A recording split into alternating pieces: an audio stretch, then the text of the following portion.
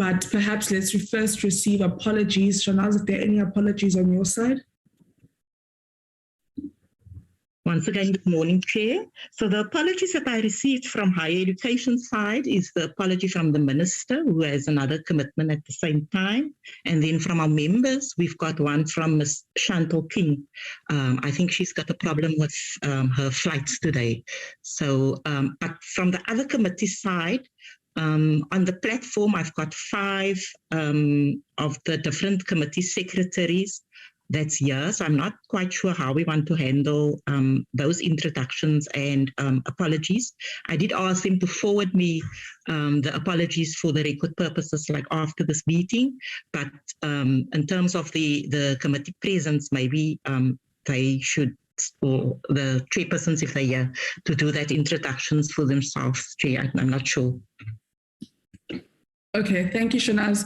Honourable members, we had extended this morning's meeting to the Committee on Trade, Industry and Competition, led by Honourable Hermans, the Committee on Communication and Digital Technologies, led by Honourable Maneli, the Committee on Public Enterprises, led by Honourable Makatla, the Committee on Small Business Development, led by Honourable Siwela, the Committee on Public Works and Infrastructure, led by Honourable Ntobongwana, the Committee on Corporate Governance and Traditional Affairs, led by Honourable Kasa, the Standing Committee on Appropriations, led by Honourable Buthelezi, as well as the Committee on Health, led by Honourable Jacobs.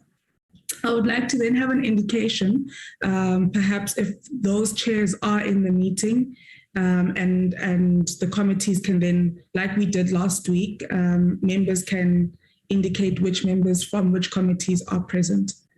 I see Honourable Buthelezi's mic is open, so maybe we'll start with him. Good morning, Chairperson. Good morning, honourable members. Sfiso Buthelezi. That's a little bit tricky for my other members of recording in progress. The different commitments, which I don't think I'll go into, but others promise that perhaps they may join us a little bit later. But I am on the platform, and thank you very much, Honourable Chair, for having me.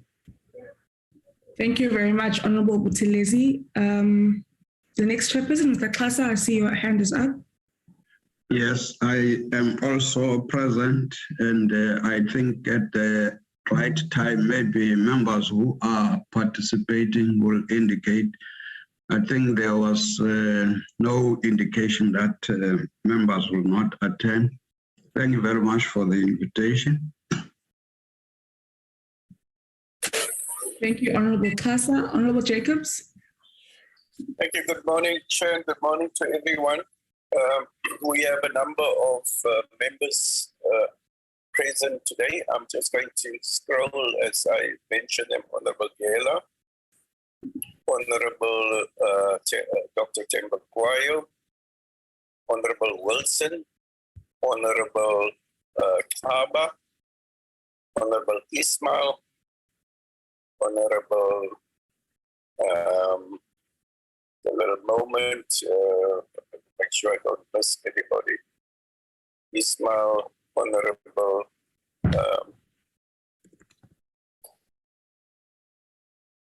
I don't see the other members. Honourable Chirwa, here.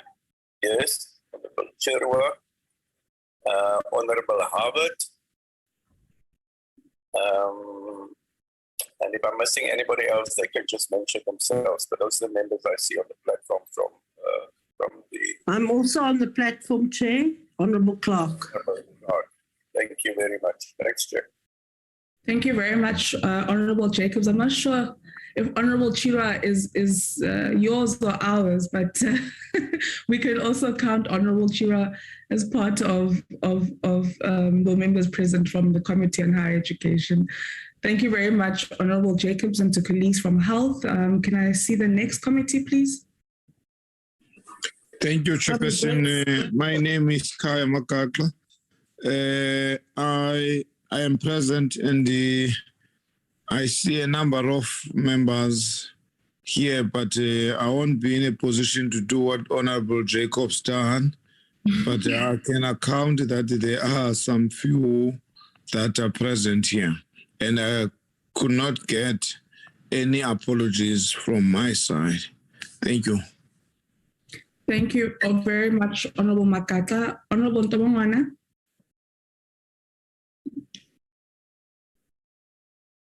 Thank you, Chair. Public Works and Infrastructure is here. So far, the members that have joined, it's Honorable Shabalala, Honorable Suwisa, Honorable Primare, Honorable Hicklin. Those are the only members so far, but all members are aware and the invitation has been sent to all of them. So Public Works and Infrastructure is here. Thank you. Thank you very much, Honorable Ntabangwana. Any other committees? Honorable Siwela? Thank you, Chairperson. I'm here. All members have been invited, waiting for them to join us. Thank you. Thank you very much, ma'am. Honorable Maneli, not sure if there's anyone from that committee, communications.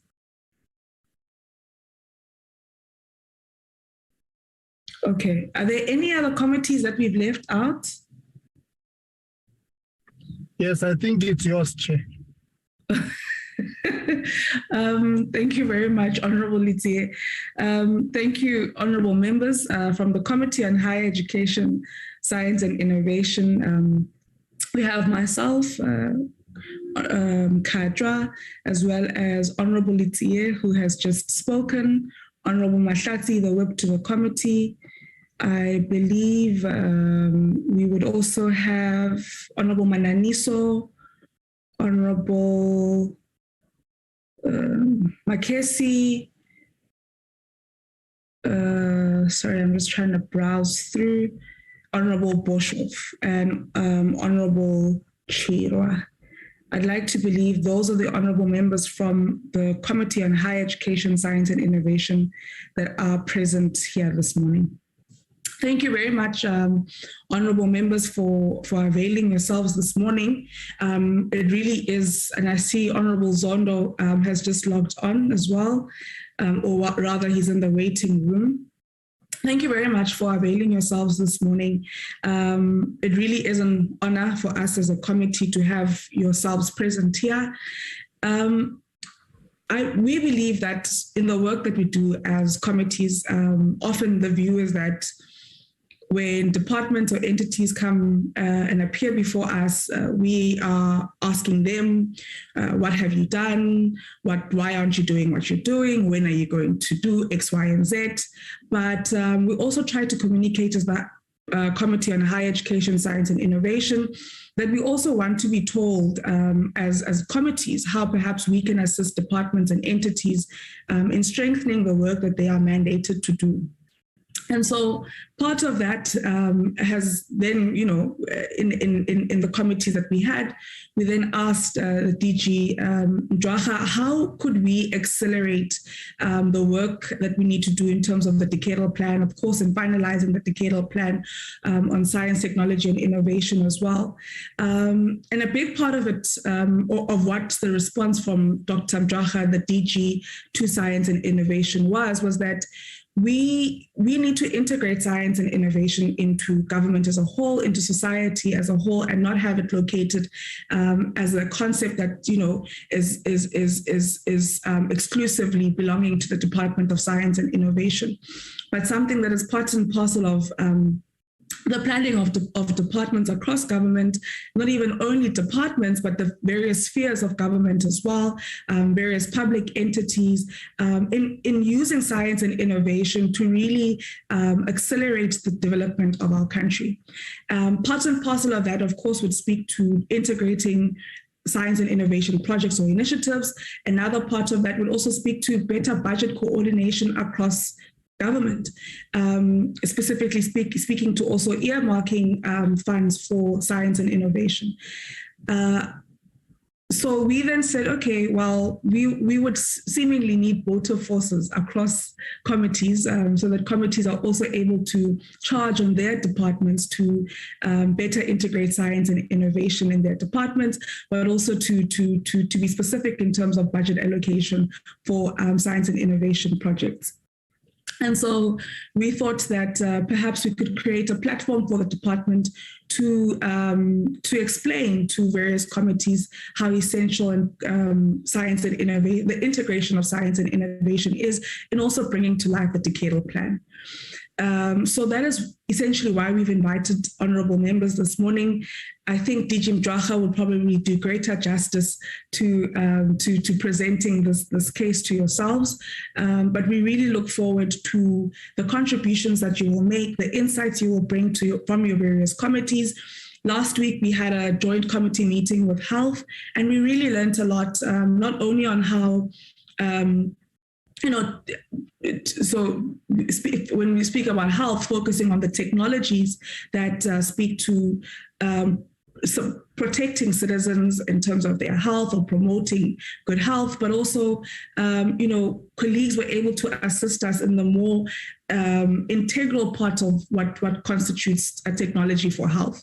So we learned a lot last week, and I believe, honorable members, we are bound to learn a lot today as well from the various committees.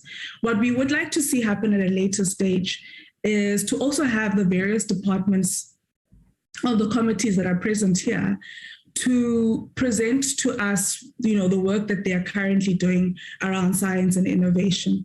At the moment, of course, we'll have the DG Mdracha from Science and Innovation, from the Department of Science and Innovation, presenting to all of us and us interacting with that presentation. But at a later stage, we'd like to have an in-person meeting where these various departments are present and are giving us a synopsis of their contributions and investments towards science and innovation. And of course, looking at how we can better synergize the development within government, as well as better budget coordination as well, which is really integral to bringing to life the Decadal plan. So that's I think about it from our side, honorable members. I hope I've been able to capture the purpose of this meeting quite well. Feel free, you're all welcome, and we look forward to your really robust engagements. Shanaz, I'd like to believe that from the department, we have DG Mdracha who will be leading the delegation. I don't see DM or Minister on the platform. Is that correct? Yes, DG and DG is here. Minister and Deputy Minister is not. But I spoke to DG earlier, so he's ready. Okay. All right. Well, having said that and believing that there aren't any questions from members at this point, I'd like to then hand over to DG Mdracha. Thanks very much, Honorable Mkhatshwa. I hope you can hear me on the other side from Pretoria. You are clear, DG. Okay. So thanks for the welcome and the introductions that we've heard from the other portfolio committees and other members.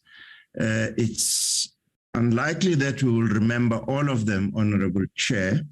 We will try our level best during the Q&A, of course, to make sure that we are able to acknowledge and thank every of the members that have joined.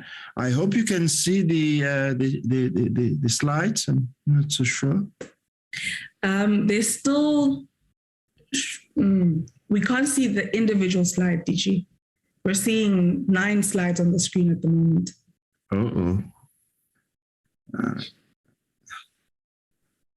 I think there was a tutorial that was given by Honorability. Yes. So I suspect that's the tutorial I need. If we are DG, open, we're here. The last time I sent my invoice, it was paid within 30 days, so I'm ready. Just go to slideshow there, DG. On top, there's a bar, yeah. Well. Can you see it now? No, I still see the 9 slides. I'm saying, where's your cursor? Move your cursor. I want to see where's your cursor. There's something that says show taskbar and display settings. Show taskbar. Where? On top or the bottom? Just go on is it the row? It should be 1, 2, 3, 4, 5, 6, 7. Row 7 there, there's a slideshow something. Can you see that one if you start from file? No, I don't see that. I only see. Is this better? Yes, that's perfect. Can you see them move? We can see the slides, DG. Okay, no, thanks. I'll send my invoice on Monday and count 30 days from then. Thanks. Thanks. It will be paid on Friday, definitely, Honorable. Let's say thank you very much. So we hope we will be able to do this in about 35, 40 minutes at the latest, Honorable Mkacha and Honorable members. So today we want to just give recent updates to the policy, science, technology, and innovation policy, and the underlying reasons why we felt it was important to have a new white paper on science, technology, and innovation. We will then talk about the philosophy underlying the Decadal plan, which is a plan 2021-2031 that is an implementation document of the white paper on science, technology, and innovation policy. We will then indicate some priorities that we think we would like to drive in the next 10 years and some societal grand challenges that we believe we need to drive again as part of solving some of the problems that we have as a society. And then there are a number of systemic enablers of the Decadal plan that includes the Science and Innovation Interministerial Committee, which our minister is chairing, with a number of ministers whose portfolio have science, technology, and innovation. The Innovation and Skills Compact, the view is to drive innovation in these areas of priorities and societal grand challenges. We will need a new skills set, and then we want to propose a new model of defining the roles between the Department of Science and Innovation and other line departments that have science, technology, and innovation activities. We call it a strategic management model. I'll explain that a little later.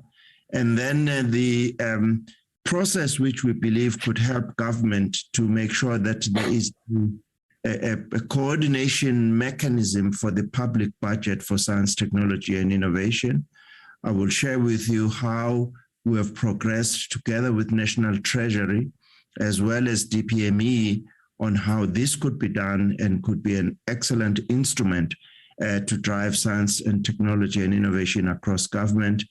And then we'll talk about the resourcing of the science, technology, and innovation and how we would like to propose that this be done to drive the Decadal plan. And then we might give you progress on the STI budget coordination. So we're here today then to share this work with these committees. So I will not go through this in detail. And then, as I've indicated, there are 4 topics: white paper and Decadal plan and thematic priority will be the first part of the presentation. And then the governance arrangements to support STI across government that we are proposing and that we are refining, a reflection on the financial resources for STI, and then the budget coordination as we indicated. So why did we think we need a new policy document? And it was titled Science, Technology, and Innovation that will enable inclusive, sustainable South African development in a world that is changing. So as you can see, 3 important phrases: inclusive, sustainable development in a world that is changing. So let's probably just spend a bit more time then on what are these changes that were eminent or that we were looking at. The first one is the rapid technological change that requiring new policy responses. I will give you 1 or 2 examples in the slides that follow. We are all aware about climate change and environmental degradation. We already see the effects of this in, for instance, KZN disaster. There are many others. Geopolitical instability that we were seeing, and we think this will continue. In fact, at that stage, we didn't even know that there would be war in Ukraine, and therefore 2.5 million people that have crossed the border to Poland. Intractable inequality within and among countries. This continues to be a phenomenon that we see every day. And then, of course, we have our own situation, such as low economic growth that seems to be sitting between 2 to 4%, rising unemployment and inequality, and poor education outcomes, infrastructure backlogs, amongst others. So I just want to give you this example of how society and technology, for instance, is likely to affect mobility in the next coming years. We have been told that some parts of the world want to get rid of internal combustion engines. So these are petrol and diesel engines. Now, this would mean that the fuel infrastructure that we currently have might disappear. This means that the structure of the industry will change quite considerably. The market and user practices will change. Maintenance and distribution network will change. I've been told that the electric vehicles, you don't need to take it for service because there are no components that need you to go and change the oil. The only thing you need to worry about are the brake pads and the maintenance of the battery. We need new regulations and policies. Road and traffic infrastructure, refueling infrastructure is going to change. So this is just one example that shows what could happen or what is in fact happening as we talk in the area of mobility. Now, this is another slide that shows on the left-hand side that we have an established regime in red, and on the right-hand side, a new regime that will come in the next 10 years or so. What that means is that if you see at the bottom, those arrows that are going in different directions, there are a number of changes that are happening as we speak. And these are driven by pressure on existing regimes, and they open up and create windows of opportunities.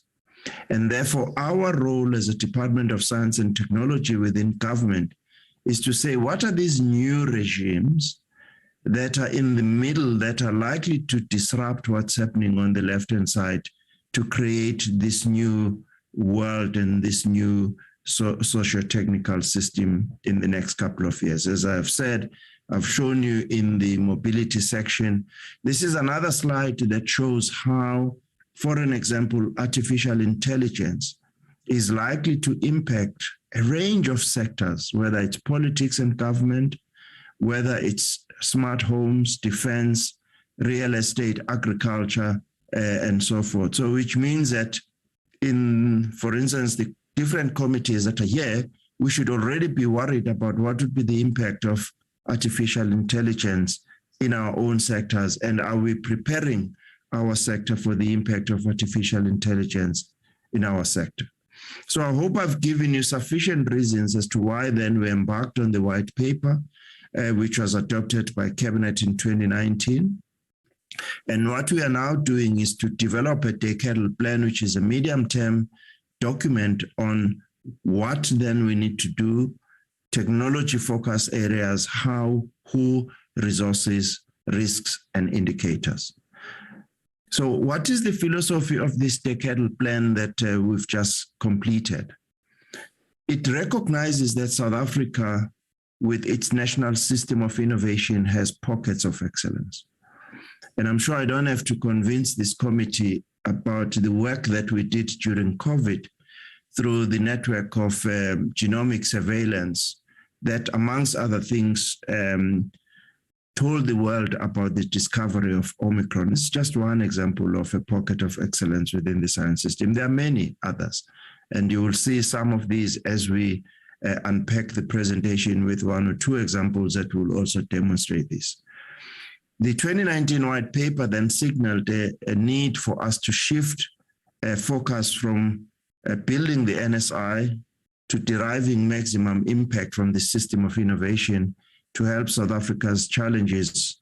But it does not mean that we will stop continuing to invest in building the national system of innovation. So we want to keep the funding to ensure that we have the right scientists, they have the infrastructure, they're doing cutting edge science, but we also look at how those pockets of excellence can drive innovation to respond to the challenges and the changes in the technology that I've just shared with you.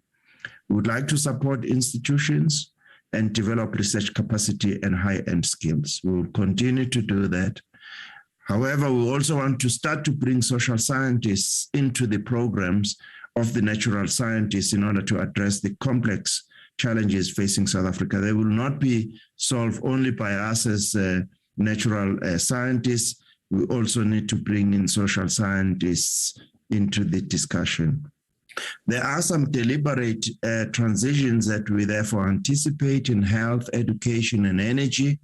And we then want to have a program of how South Africa can manage and navigate through these transitions. And I will give some examples further down the line.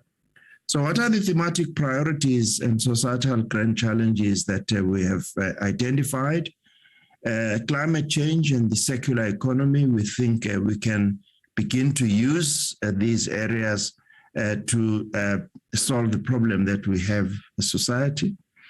Education for the future. We need to start thinking, how do we educate the young people for the future that we know is going to be completely different than the one of today? What would be societies of the future look like, and what will they be dealing with? ICTs and smart systems in particular, high technology industrialization, nutrition security, water security, health innovation, and sustainable energy. So the National Advisory Council on Innovation performed this foresight study and they identified these priorities. So in this slide, we're probably just going a little bit more in terms of the detail of what this is. So in climate change, for instance, we have a number of institutions that are doing science to understand the climate change in sub-Saharan Africa and its impact. So we have that information. It can be used to inform key decisions in South Africa, including how, for instance, after the disasters in KZN, we need to start to think differently around where we put human settlements and where we put development projects. We know that there is biodiversity loss, which is extremely important in a country like South Africa, waste pollution and soil erosion, amongst others. Education and skills of the future, we need to be thinking about the skills, both in the high-end skills, but also the skills for the TVET, in the TVET colleges, the skills for the fourth industrial revolution, what curriculum change we need to think about, and also the STI for education and skills development, including how we teach ICTs. And then the future of society, the impact of rapid technological advancement on human and social dynamics, artificial intelligence and ethics, inequality and livelihoods, the social impact of science, trust and national identity, globalization, and so forth, what it means to be a human, what will be the future of work. We need to be worrying about these things and start putting in place measures to address them. Innovation for a healthy population. These health issues includes both physical and mental. Continue to build on existing successes whilst focusing on new issues. We are told that we are entering the era of pandemics. And in fact, this is becoming true. Just as we think we're getting out of COVID, we suddenly know that there is another fever from monkeys, behavioral and societal aspect, including indigenous knowledge systems. We have invested heavily on indigenous knowledge systems over the last 10 years, and would like to make sure that the health situation in the country can be improved by taking this work to the next level. Innovation for energy security, I will give you some examples on this. And then we also think we need to bring innovation to support a capable and inclusive state. How do we have improved decision-making using satellite data? And how do we identify technology that could enhance service delivery? And how can we support local economic development? We've also identified new sources of growth in the areas of circular economy and digital economy. And we are looking at investing in foundational digital capabilities to support digital economy. And then we also think that we need to start a way of focusing on high-tech industries and also supporting the modernization of existing sectors such as mining, agriculture, and manufacturing. And we have already engaged, for instance, with Mineral Council on mining, on how we look at the next generation of mining. We have already engaged the Department of Agriculture, Rural Development, to look at the next generation of agriculture. And then on manufacturing, we have identified key areas where we can support moving higher up in the value chain in manufacturing, and of course, taking the 4 times multiplier effect when you do that. So these are just slides that give you an example of when you talk about ICT-based applications in the modernization of agriculture, what does it mean? We need to be starting to think about how do we look at digitization and look at the high and volatile input costs in agriculture, and then how do we make sure that we use ICT to manage this. We can also use Internet of Things-based technologies and integrate a number of sensors, satellite drones, and other technologies to assist farmers to monitor their crop improvement and disease diagnostics. And this usually leads to millions of rand lost as a result of not having this intelligence. There's a benefit in generating and maintaining scientifically validated big data knowledge hubs and platforms for predictive modeling surveillance to provide decision-making to farmers. So these are just some of the flavors of the kinds of things that we can do to support agriculture. In the manufacturing, we can include new ICT-based, for instance, to think about a learning factory which has already been established at the CSR. But how do we enable small business, therefore, to adopt the high-tech and these new ways of manufacturing? How can we have new thinking for new industries and new thinking for mature industries? And we've already spelled out in the document how we can do this in order to make sure that the GDP contribution that we are deriving out of the work in manufacturing with our colleagues at DTIC and Department of Small Business, how can we do this? And they have agreed to work with us. In the mining, we're looking at how do we deal with increased costs, declining grades, and looking at mining at depths that we are already doing in South Africa and even more, but find innovative, new cost-effective ways to extract the commodities that we have. So we have developed a mining research development and innovation implementation plan that is based on these new technologies, and we've already started with the CSR, with the Mineral Council, to pilot this within the mining industry. We've also identified a number of programs to kickstart a hydrogen society program in South Africa.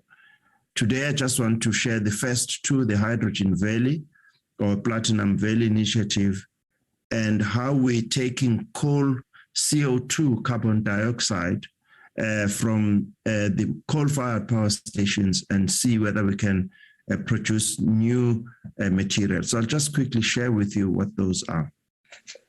As part of the Hydrogen Valley Initiative, we have identified a corridor from Durban to Mogalakwena in Limpopo via Johannesburg. And the purpose of this corridor is to identify areas where we can deploy hydrogen fuel cells in order for us to increase the value of the usage of platinum in complete products. I think the next slide will help to illustrate what we mean by this.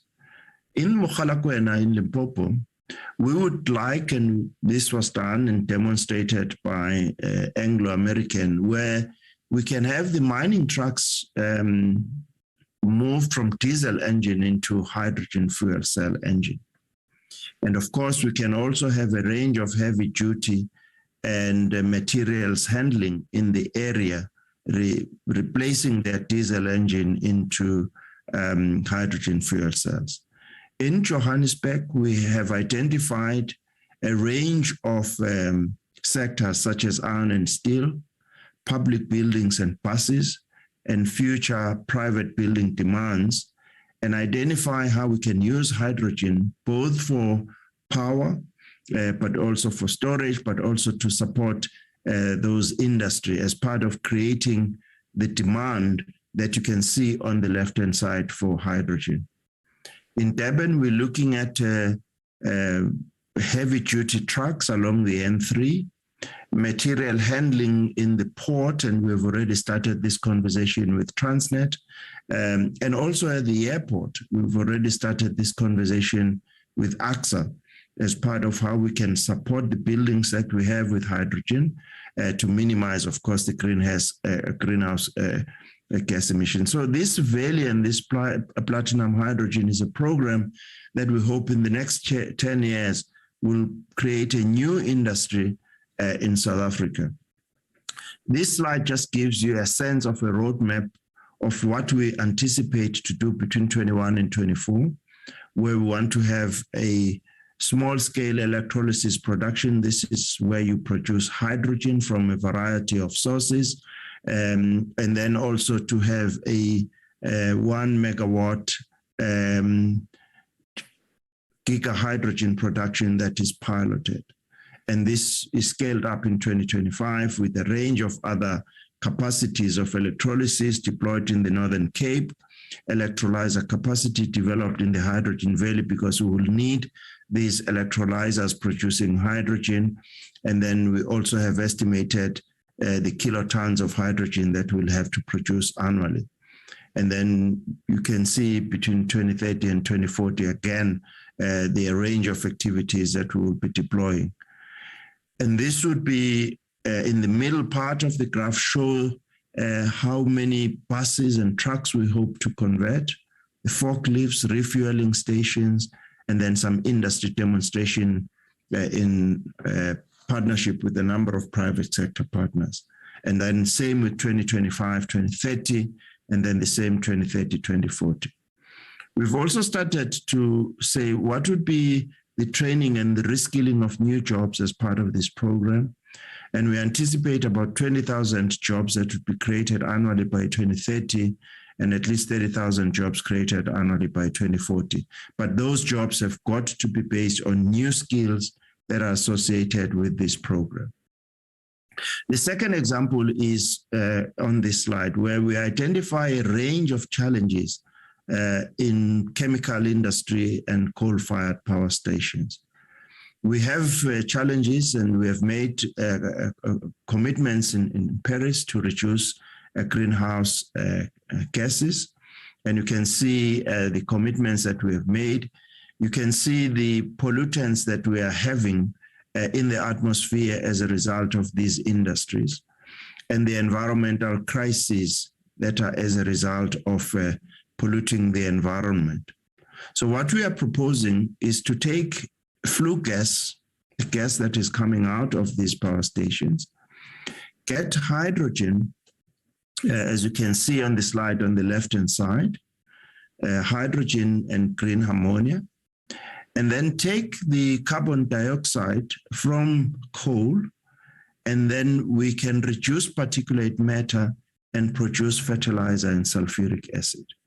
So this is a program that we have already started with the private sector, and we are working with the cement factory in Lephalale to try and demonstrate this, and we have started this feasibility study in Mpumalanga around how we can do this.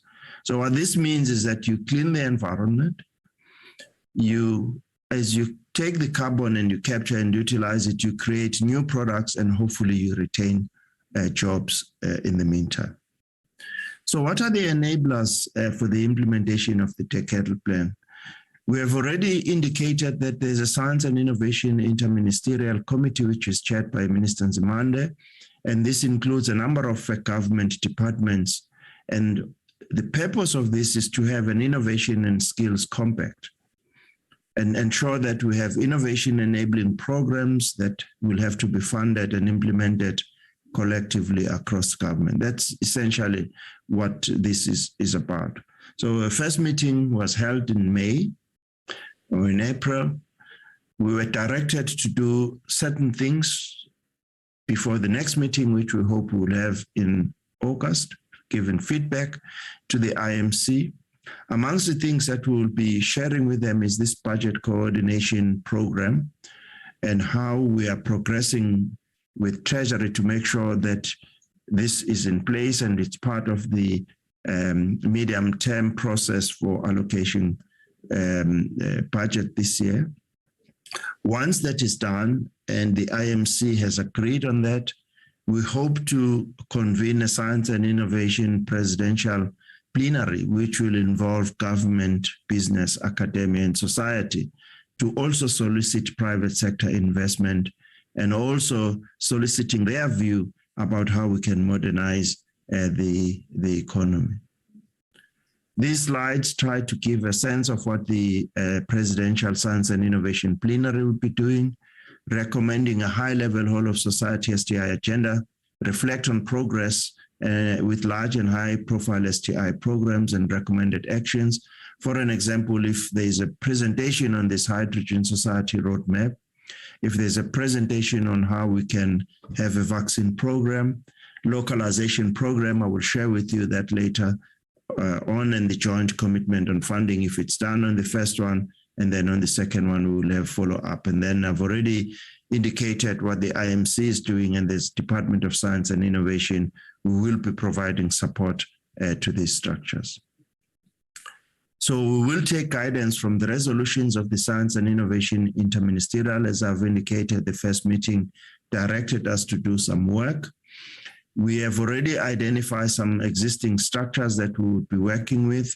At this point in time, we have engagements with the Presidential Commission on Climate Change and other government clusters. I've given you two examples of how in the discussions on just energy transition, we can contribute through the Hydrogen Society Roadmap. We also have a range of programs that we have invested in the science of climate change, and we have then been working with them around how these programs can be taken forward in the recommendations that they will be taking to the president.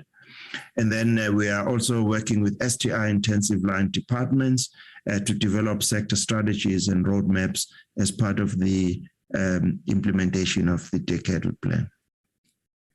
We lead the development of capabilities to support the relevant master plans. So on the master plans that are already in place, we are identifying STI interventions, and then we have involved STI entities across government at an appropriate level, ARC, MinTech, CSIR as part of the implementation of this program. We are therefore finalizing these research, development, and innovation plans in the priorities that I have indicated, and then we are also thinking of M&E indicators. I just wanted to, I think this slide is just talking about what would be the elements of the innovation and skills compact. But the slide that I just thought I would share with you, having talked about the hydrogen society and hydrogen economy, what exactly does one mean? We will, of course, continue to have master's and PhD programs for the hydrogen society, but as a ministry that is linked up to the post-school education and training system, we've identified TVET jobs that would be part of the transition towards a green hydrogen economy. And this is a very exciting program where we have identified that in the jobs portfolio of the sectors that we have identified, and you can see them on the left-hand side in iron and steel, platinum group metal mining, power generation, fuel cells, and electrolyzers, the new jobs that we think can be created. But most importantly, the TVET jobs. If you deploy a fuel cell, you need somebody to maintain them. You need somebody, if something goes wrong, to fix them.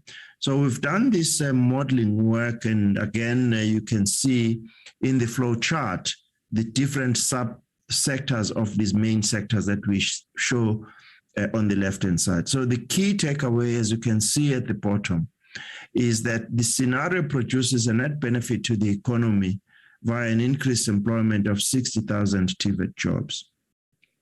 We also hope that we'll create about an economy of 190 billion rands in 2045. And again, we have already indicated those sectors where we think this GDP would be created. We also, therefore, would also arrest IP leakage from publicly funded R&D. We're looking at how we can strengthen that program. We would like to see an increased support for commercialization. With the funds that we have in the Department of Science and Technology, we can't do that. We've demonstrated, for instance, the production of hydrogen fuel cells, but to put them in the market, we would need partnership with the Department of Small Business, Department of Trade and Industry, for an example. We've already started to make contribution to the amendments of public procurement so that the locally developed technologies are prioritized, and we are improving the capabilities across government to support innovation, as well as to increase the spatial footprint of innovation in South Africa in line with the district development model. So what we are proposing is that we agree on this strategic management model, which I mentioned at the beginning. What you see on the left-hand side is essentially a role that can be played by the Department of Science and Innovation, where we can invest in emerging areas and then do demonstration in these. But in the middle, you can see that there are sector-specific departments, such as health, agriculture, and minerals, must take a lead, and there must be the Department of Science and Innovation can be involved, but not lead.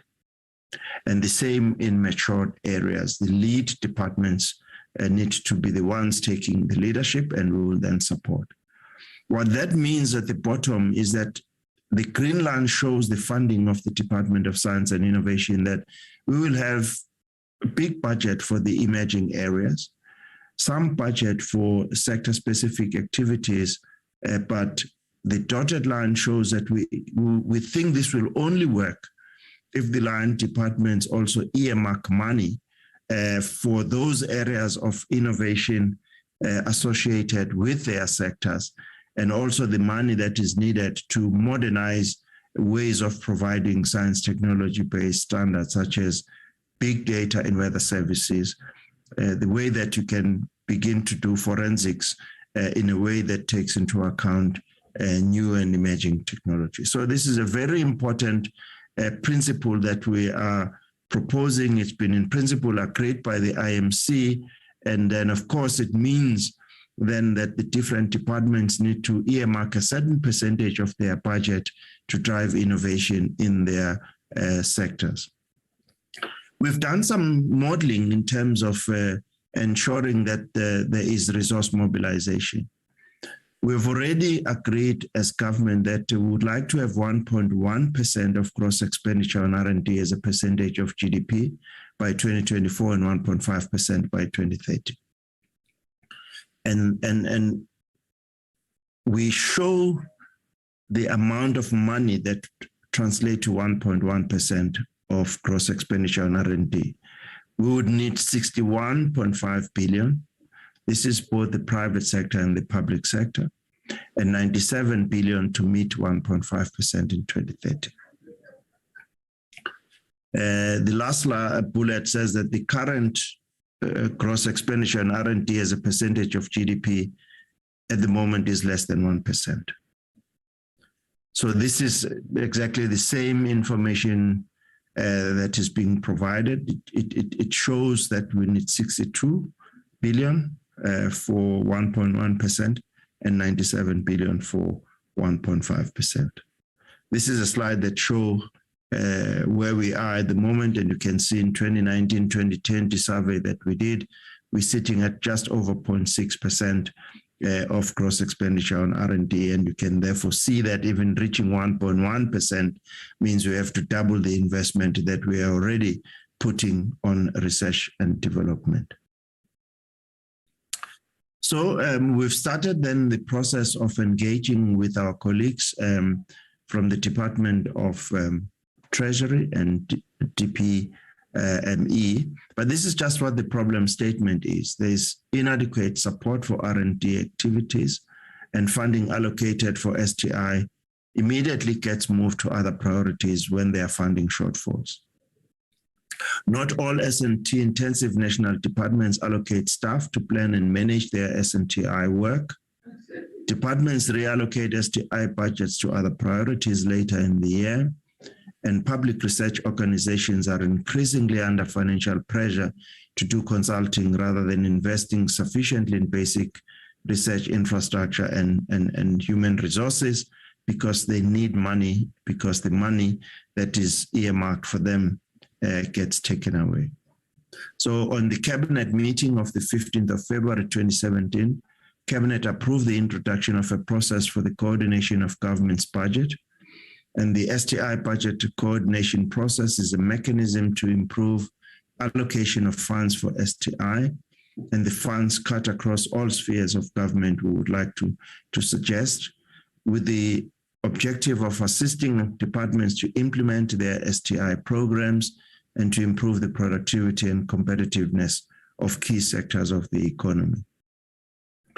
So the national funding will be used to develop the research, development, and innovation plans to support societal grand challenges. Provincial department funding to be used to support growth and development strategies, and local department funding to be used for supporting innovation for local development priority and to improve service delivery using innovation. We already have had a number of meetings. We've met with DGs at National Treasury, DPME. We've set up technical working groups with National Treasury to look at how to integrate public STI budget coordination mechanism into the MTech process. We've done the modeling of what is required. You already know the 62 and the 95 billion. We have done some baseline studies that have been completed, working with GTech. We have engaged National Treasury and DPME to interface with the MTech processes functional groups, technical structures in provincial level and Cabinet Lekgotla. We've engaged with DPME on how to integrate STI priorities into the mandate paper, and then the STI budget coordination has been endorsed by the MC. So we hope that national, provincial, and local government departments will set aside appropriate percentage of their budgets for STI. And since this process has started this year, we hope next year we'll be able to see how this is going to happen. So the next step is to have this mandate paper approval process, Decadal plan priorities to be part of the mandate paper.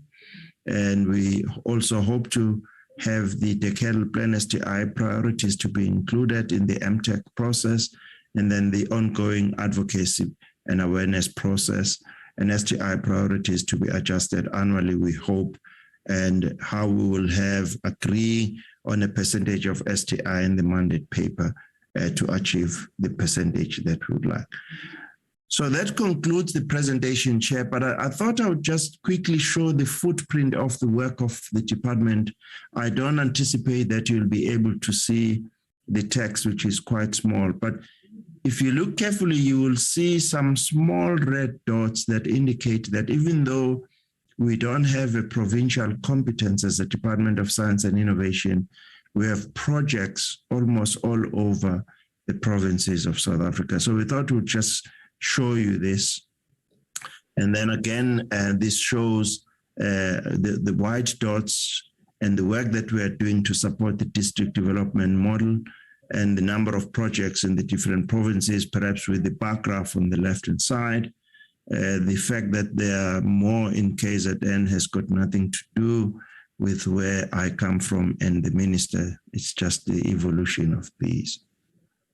And then we just wanted to indicate that we have a very vibrant tech localization program where we provide technology assistance at firm level, at sector-wide level.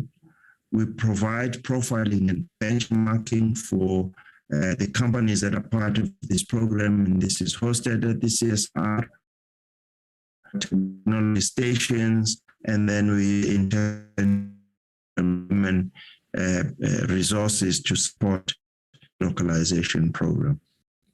The idea really is that as a department, we work with knowledge partners to then identify the needs at the firm level, and then we use knowledge to ensure that the improvements by the knowledge partners with the private sector helps them to increase their market share and competitiveness.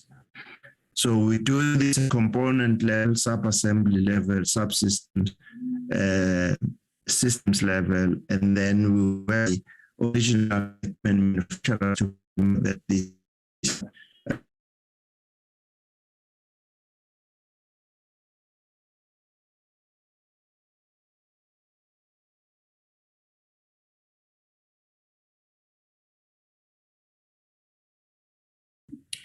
Shanaz, can I check if it's my network or DG's network?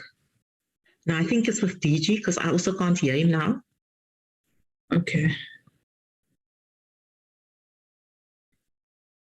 DG, we've lost you there for a second.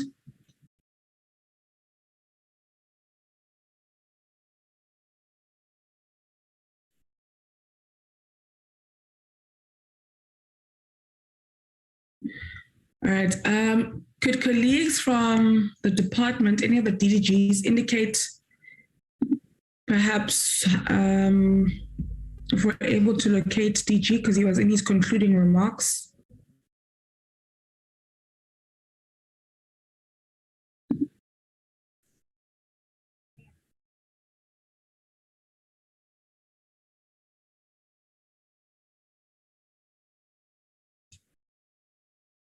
Okay, he's back. DG, we lost you right at the end. You were just concluding your remarks. Yes, thanks very much, Chair. Let me just see if I can get back to the presentation and share it. I think I was on this slide.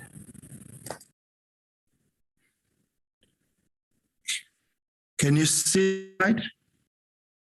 Yes, DG, we can. All right, so I was just indicating that we support the companies at different subsystem, sub-assembly. We work with state-owned enterprises, and then we hopefully help the companies to get into global markets. So this is one company in KZN called GB Bearings, and the company manufactures white metal bearings for heavy industrial applications. And this technology assistant package was provided to this company. And the project involved local experts from DUT as well as foreign experts from the UK. So it's a local design. And this just gives you a sense of the increase in turnover as a result of the interventions, the potential return on investments, the number of jobs that have been created through this program. So we really even track what the program is doing. So these are some of the outcomes in terms of what we have done. Support provided towards the development of new products, companies where export capability was developed, import substitution, companies gaining work from state-owned companies and OEMs as a result of this. Some companies supported where work has been retained and the creation of jobs and retained jobs in these companies as a result of the program. So, Chair, I think this is where I'd like to stop. This is just some detail around the feedback that we've had from the IMC, and we would be more than happy with the DSI team to take questions, points of clarity. And I hope I've been able to be clear. I know that I had to go quickly with some of the slides, but I hope the message came out clearly. Thank you very much. Thank you very much, DG Mjwaha, for that presentation. In fact, as you were presenting, we were thinking to ourselves, perhaps there are some committees we may have left out, such as maybe those that are focusing on water, energy, minerals, agriculture, human settlements, etc.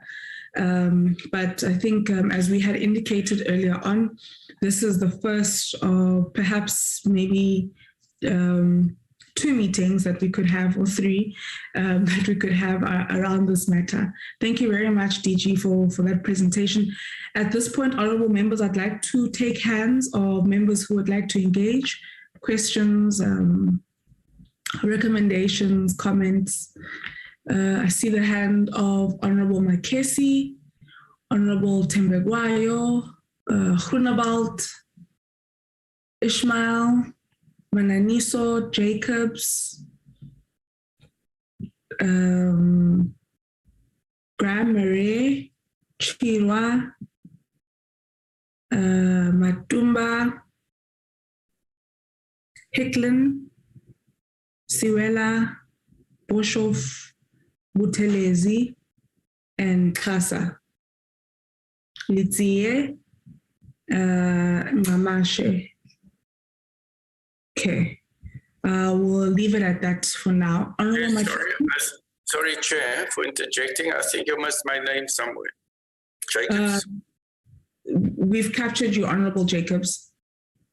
Oh, didn't hear you. Thanks. Okay, that's fine. All right, so then we'll take Honorable Makesi. You may go ahead. Thank you, Chair, and good morning to everyone. And I would also like to thank the DG for the presentation.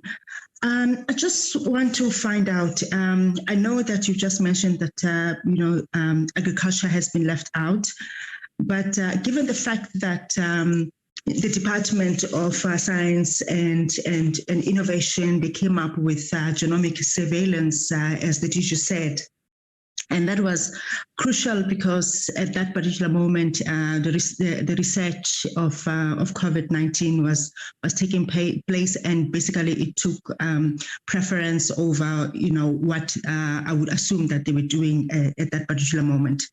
So, given the fact that now we have an issue of a shortage of fertilizer, and we're going to be facing a food crisis very soon, is there anything that the government is intending to do, or this department is intending to do to circumvent the prices of fertilizers and food crisis by coming up with, I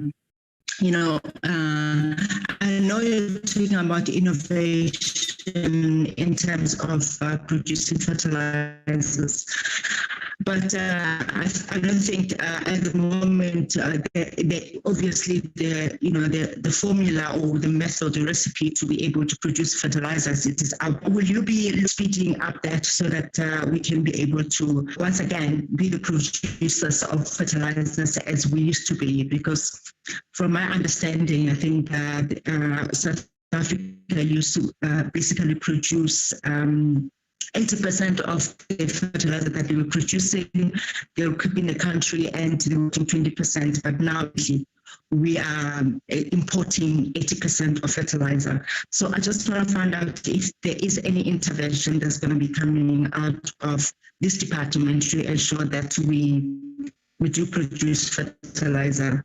And also with regard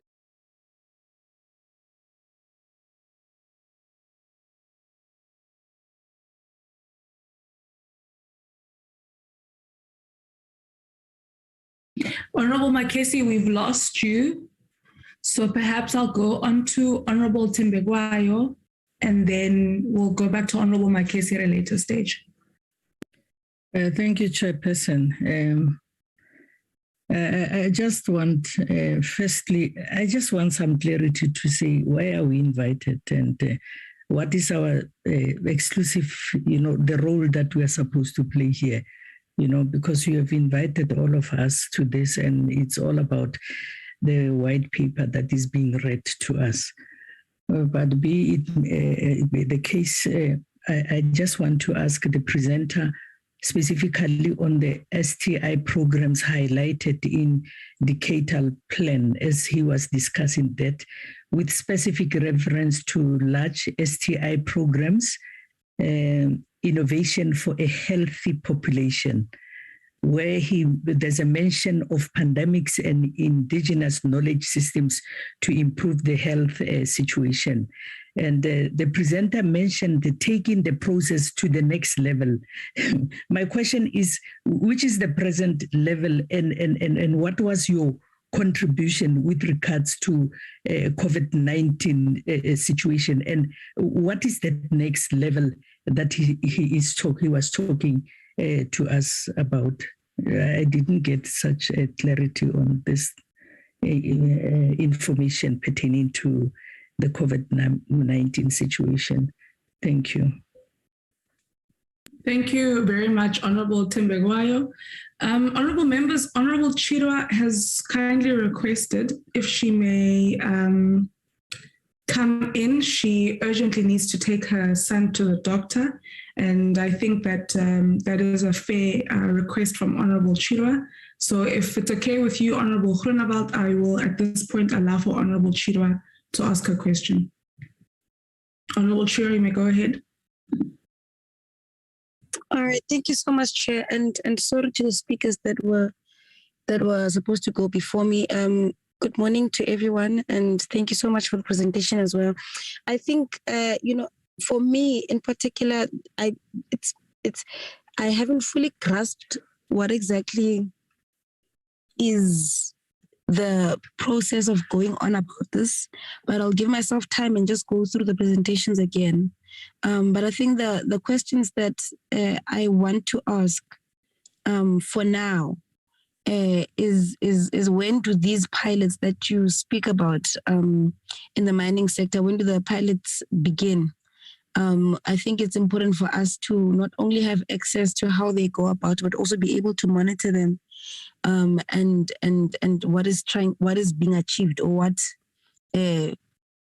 is being sought after to be achieved. And I also want to ask if what's the impact of our energy circumstance or energy status in the country will have on this particular project or innovation. For instance, we were having a lot of talks about beneficiation, only to find that it's not something that's possible within our grasp because of our energy crisis with Eskom and load shedding and all of those things. Is there an energy threat? I think that's pretty much what I'm asking in regards to seeing this innovation take place, in regards to the pilots, in regards to it being a challenge that you foresee.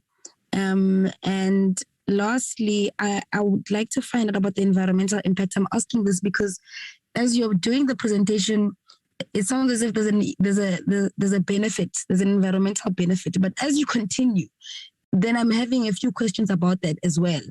What is the health impact? What is the environmental impact? What is the health impact on those working within the mining sector, for example, and with this particular innovation? So I'm still trying to grasp my head around what exactly is being proposed or is being presented, to be quite honest with you. But these are the questions that suffice in the interim or for now, if I may. Thank you so much, Chairperson. Thank you very much, Honorable Chirwa. Honorable Groenewald. Thank you, Chairperson. I'll keep it short. There's a lot of hands. It's only pertaining to questions in terms of the funding model that it has been presented. I think it's a little bit over ambitious in terms of local government. I serve on a COCTA committee, and there's a lot of municipalities already under constraints in terms of their finances, unfunded budgets, and so forth.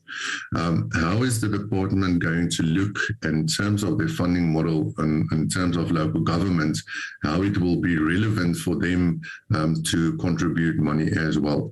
firstly, and secondly, isn't there other departments like, for example, the ARC in JB Marks, I know is underutilized. Isn't there a possibility we can use those departments as well to get some of the research done for innovation? Thank you, Chair. Thank you very much, Honorable Groenewald. Honorable Ishmael. Good morning and thank you. I have a major network problem here, so I apologize upfront in case I get cut off. I just want to say thank you for the presentation, and I'm very interested in the health aspect of this. Now, we recently had an excellent robotics intervention in the Western Cape, and this really helps in the health sector. Most especially since we have a shortage of medical resources and we really need more of this type of interventions. Now, I also need, some clarity on where we are with regard to this type of innovation, where the department is actually looking at this type of innovation.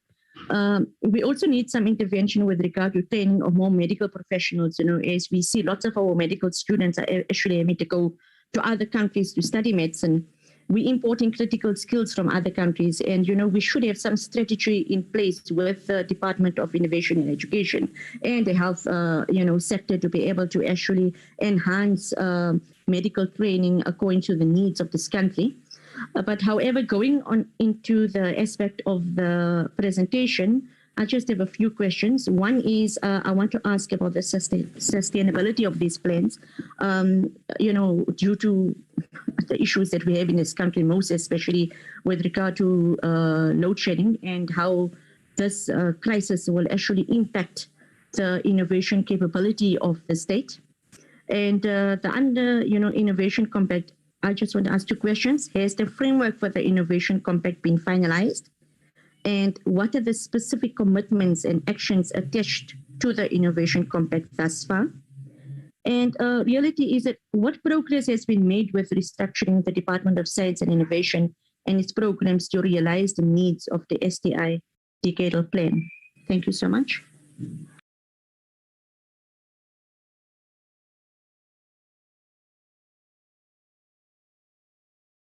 Apologies for that. Thank you very much, Honorable Ishmael. Honorable Mananiso. Thank you, Chairperson. Let me start by welcoming the presentation. And one would want to applaud the committee for actually facilitating this particular session, because we believe that STI is a cross-cutting and mainstreaming issue. So it is important that we take everyone along in terms of ensuring that they prioritize all budget for STI into their spaces. Chair, one wants to as well applaud the department with regards to their program in terms of the Innovation Compact. And I'm happy that the last speaker just spoke before me indicated on issues that one would need clarity on, time frames, issues of specific actions and outcomes that they can report to us, and as well things that one would want to know in relation to the progress to date.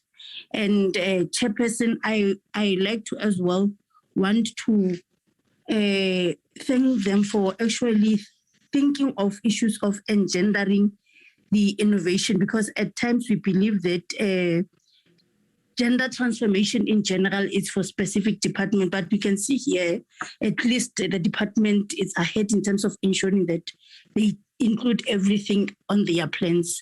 Chair, lastly, my issue is with regards to the budget allocation challenges. I just want to check with them, do they have any mitigation plans to ensure that at least the budget is efficient for their plans to be sustainable? And that's it from me. And I want to check with them lastly with regards to engagement with other departments that didn't attend their meeting that they once were invited on.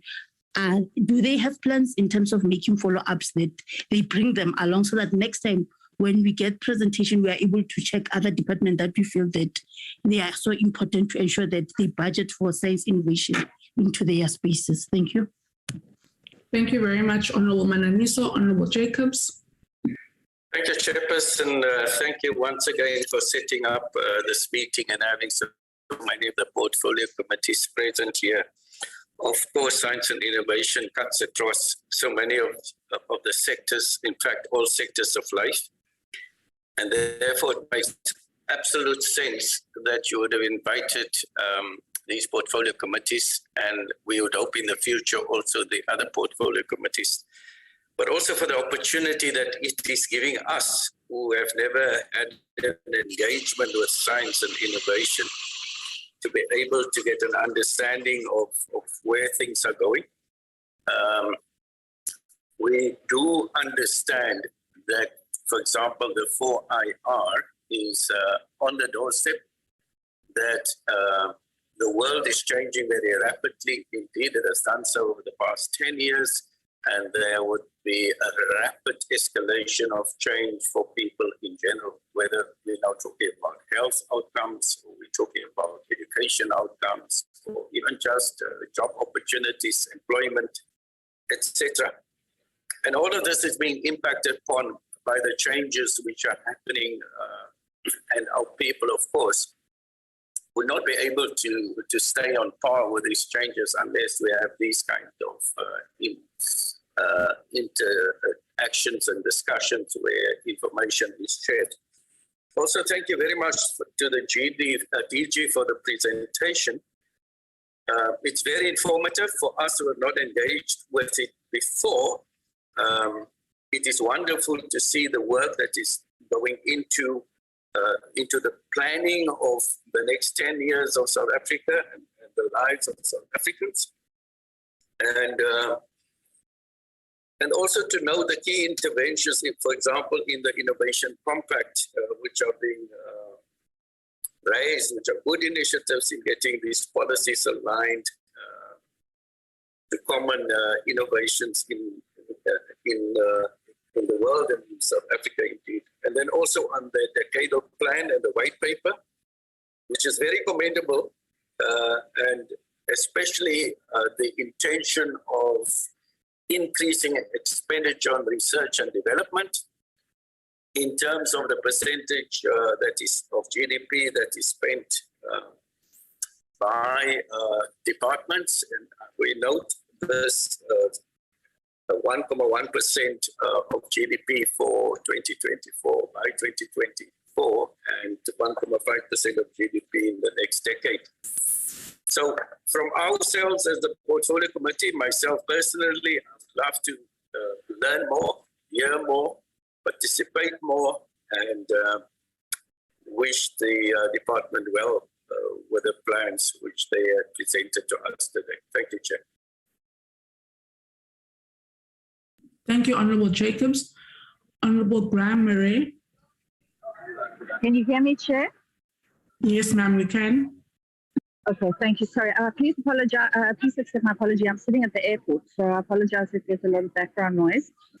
Chairperson, first of all, thank you for the opportunity and for inviting Public Works and Infrastructure. We really appreciate the opportunity to engage.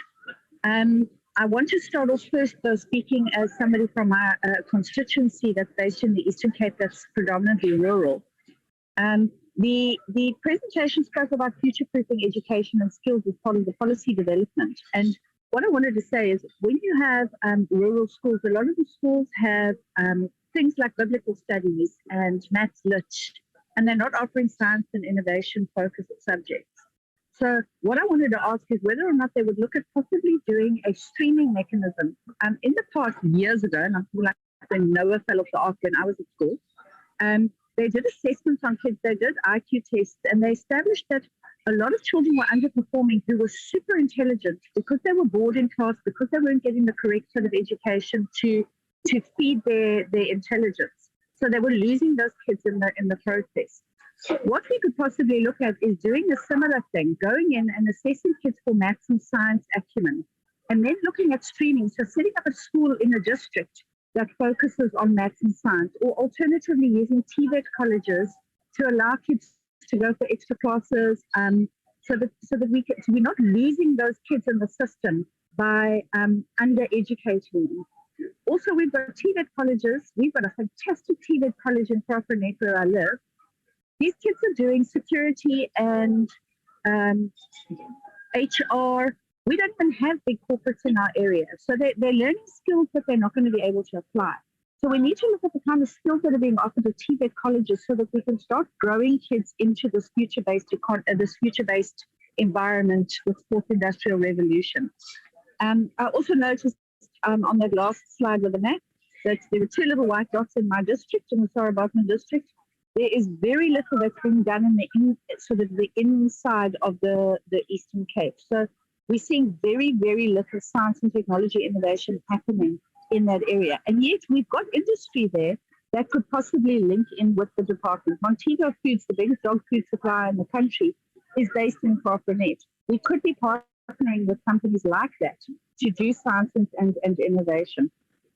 And then finally, we have an entity called Agrimar as part of Public Works and Infrastructure. And I know my colleague Maddie Hickson's going to speak after me, and she's passionate about Agrimar.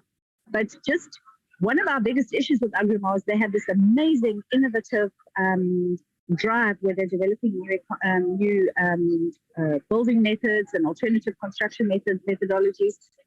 They don't market themselves. And possibly this is another way that your department can partner with the other departments where you're actually also marketing innovation out of other departments as part of your sort of package of offerings. So that's my info. Thank you very, very much for a very interesting presentation. Thank you very much, Honorable Graham Murray from the DA. I'd like to note Honorable Anthony Matumba.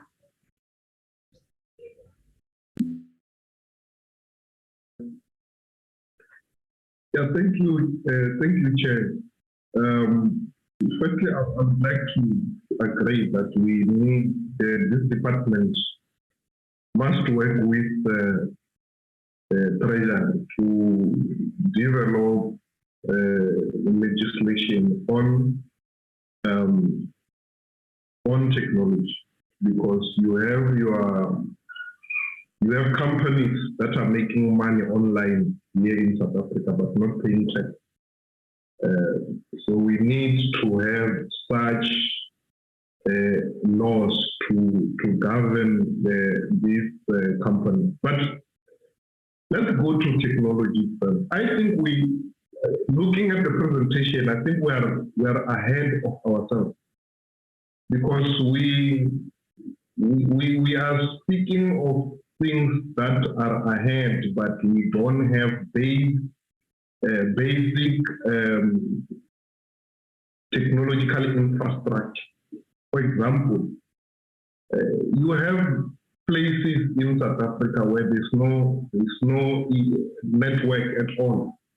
People can't even make a phone call. I mean, those are the things we should have been starting with. We should have been starting by connecting our people, because you can't speak of like pitch testing, supporting local economic development if one can't even have an internet case because there is no network.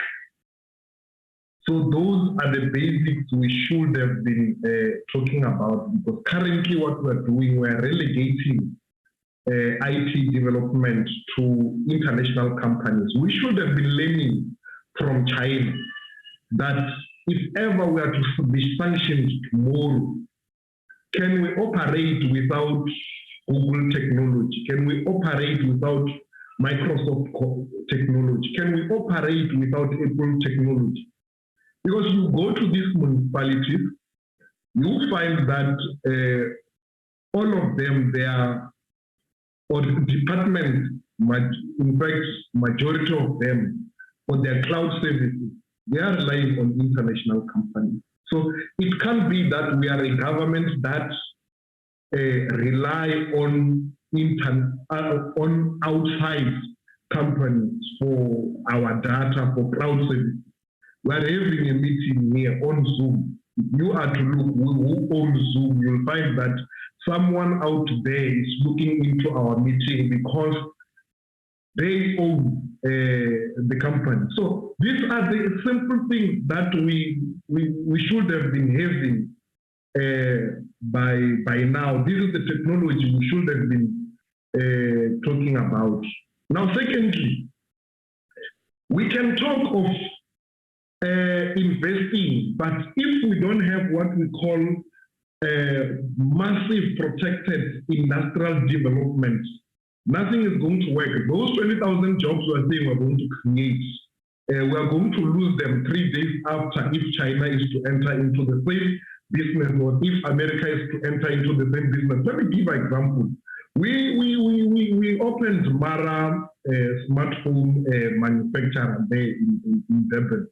It had to close down because it couldn't compete with Xiaomi from China. They made the same cheap cell phone and they were more cheaper than Mara, so Mara was left out.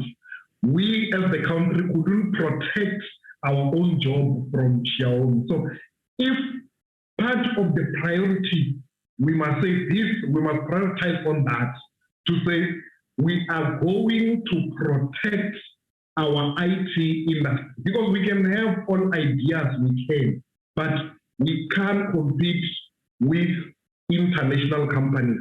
Means our government must protect us. Our government must do what former president of America did to Huawei when he was protecting Apple. So we need to be like that when it comes to our own company. Lastly, we speak of fourth industrial revolution as if it's something that is coming, and it's something that is already here. Our people are waiting for applications. Our people are waiting for Uber. Our people are waiting for Bolt. They're waiting for an app. So this thing is here, and we must accept that we are late. We can't say education for the future. Which future? Because the future is now. Lastly, Chair, I just forgot to put it. When we were applying for SASSA prefix, SASSA didn't have the capacity. Their website didn't have capacity to hold more than 5,000 people. Now it just goes back to technological infrastructure we do not have. So it all boils down to one thing. Let's look into basic technology that we must use. Let's build infrastructure that is needed now, because the technology that we are talking or we will use in the future, we can't use it if we don't have primary or basic infrastructure. Currently, private sector is taking over the fiber technology. We'll be relying on them, and it should have been government that should have been at the forefront of fiber technology, but even that we are relegating it to private sector. Thank you. Thank you very much, Honorable Matumba. Honorable Hicklin. Thank you so much, Chair, and thank you so much for the presentation. Yes, as Honourable Graham Murray said, I am very passionate about the Agrimar SA, which is part of the Department of Public Works and Infrastructure. Agrimar SA's mandate is to certify innovative building technology that is produced in South Africa and created in South Africa to international standards. They are the most innovative certifier of innovative building technologies. And their biggest problem is that there is no transverse link that markets these remarkable green building technologies that are created at the Eric Malobi Hub, or not created, but that are certified at the Eric Malobi Hub in Swane. These technologies are remarkable, and we really need to be able to market these building technologies that are locally produced, locally thought out, for use across the whole of South Africa, because they, in many, many instances, can reduce our carbon footprint at the same time as creating hundreds, if not thousands, of jobs using waste material many times, and they are energy saving. They are phenomenally innovative. We need to be able to put them into tender specifications because they can advance South African technologies in housing, in land use, and reducing landfills at the same time.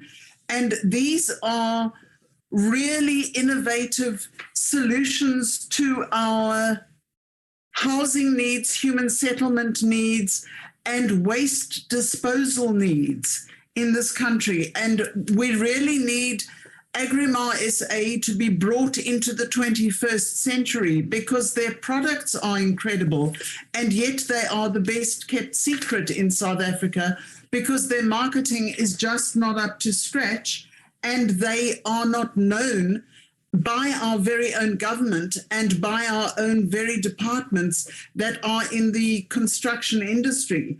And if there is a way in which all the departments, human settlements, construction, anyone within government can actually be made known, Agrimar SA can be made known to them, it would be phenomenal for South Africa, locally, nationally, regionally, and in fact, internationally. It would be an amazing step for South Africa, but also for the rest of the world, because they play such a key role in innovative construction technologies in the whole of this country, and their technology is highly impressive. Their certification is on a par with SABS certification, and their building, they do roofing, they do actual construction of buildings that have withstood the test of time for upwards of 10 years. And yet I guarantee you there's not a single solitary person other than the representatives of the DPWI who are on this platform at the moment that actually know of them. And we really need, as a national government and as innovators, going into the fourth industrial revolution, going into the future, going into the decadal plan, who actually know of them. And we really need to make use of the technologies that they have to boost them and to boost our ability as innovative South Africans. And I'll leave it there. Thank you so much, Chair. Thank you very much, Honourable Hicklin. Honourable Siwela. Thanks, Chairperson. I would like to appreciate the invitation. I'm attending for the first time. Let me also appreciate the presentation by the DG and also support other speakers, Chair. I think as a chairperson of small business, I'm highly impressed, but my request is the issue of coordination on issues of budget, since the presentation speaks about the coming financial year 2023 to 2024, so that we were taken on board, all of us. I heard that a presentation has been made with the treasurer, but I believe all departments affected in this regard need also to include that particular request, so that when we go for our APP, the department is taken on board. I don't know whether at the level of cabinet, our department is also included, because it should start there and then come to us. Should have known the intention. I should have also requested the DG to be part of us, but I'm leaving it in your hands, Chair. I support the issue of pieces of legislation, and also to be proactive, as other speakers have said, we are affected by issues of network in our rural areas. So to be able to join this initiative, let us involve our municipalities and make sure that basics on issues of infrastructure is there to be able to move forward. Thank you so much. Thank you very much, Honorable Siwela. Honorable Boshoff. Thank you, Honorable Chair. I just want to focus on one little thing, and that is around the hydrogen society. It's of particular interest to me, and I want to illustrate it with a simplified story, and that is when our town had problems with its water system, with the pipe bursting every time, and every time that you repair it, it bursts again because it's old and it's been outdated and so on. Then there was a big agricultural development with a much bigger pipeline being erected, and it basically superseded the previous problem. It didn't solve it, it made it irrelevant. And the whole story about hydrogen, especially green hydrogen powered by or driven by renewables, is to me the same story, that we can keep on, fighting and quibbling over Kusile and Medupi and so on, but one of these days it will be economical just to switch it off because we have better solutions. What I want to know in that regard, to try to realize whether I am correct to think that it will go that way.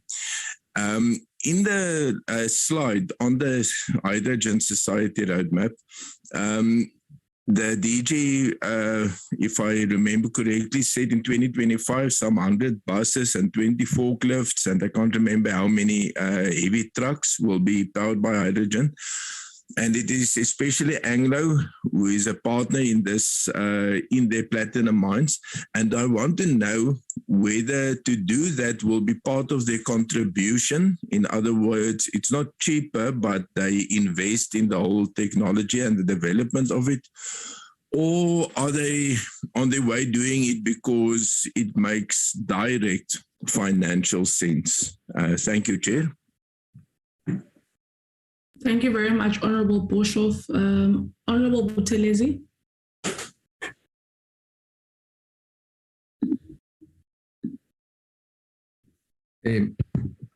Thank you, Chairperson. Good morning, honorable members. Good morning, DG and the team. Thank you very much for having us in this session. Let me start by commending you, Chairperson, for having thought of this for obvious reason that science and technology is cut-crossing and it affects all of us. And thank you, the DG, Dr. Mjwaha, for a very useful presentation. My claim will be to say it's a good start, and as the Chinese say, a journey of 1,000 miles start with the first step. So I think we're in a good position, and then it got all of us thinking about our role in this process. Obviously, Chairperson, I come from the Standing Committee on Appropriations, and therefore dealing with budget. One thing I would just like to say is that contrary to the popular view, when people always think that money and budget is the panacea of everything, we like to say money is an enabler. It's a means to an end, not an end in itself. It is a necessary but not sufficient condition. So many other things should happen after money, but from our side, we would say that it's a good initiative, an initiative that, together with Treasury, would like to support because we don't have future without science and technology. So if we need to guarantee our future, it's very important that we should also be embracing science and technology. Having said that, I think, as I said, all departments should be here, all portfolio committees have got a role to play, but I just wanted to pick up one department which I think you should consider, Chairperson, to invite, is the Department of Defense. Why defense? I think we know that many discoveries and initiatives in the world that end up being used by civilians, that's where they start. So the question, DG, is there any, perhaps, are there any initiatives that you are having with the Department of Defense? And usually they are not meant to be shared with us, but I just want to get that principle without getting into nitty-gritties of those initiatives.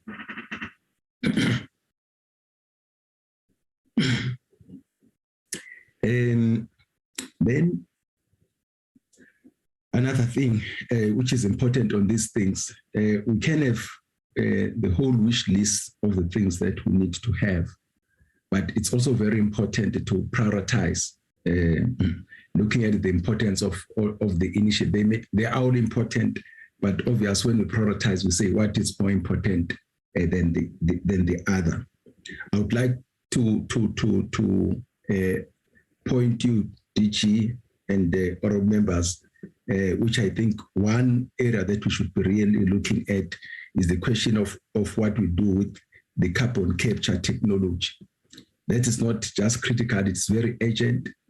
Why is that urgent? I think it will. It's one of the things which will secure our access to electricity. As you know, that the coal-fired powered stations are said to be the biggest greenhouse gas emissions source in our country. So carbon capture technology is very important, DG, because it will ensure that at the end of the day, we end up having the security of energy, which is an important enabler for many things that we want to do. I think our members here have said a lot about what we are not able to do because of lack of security of energy.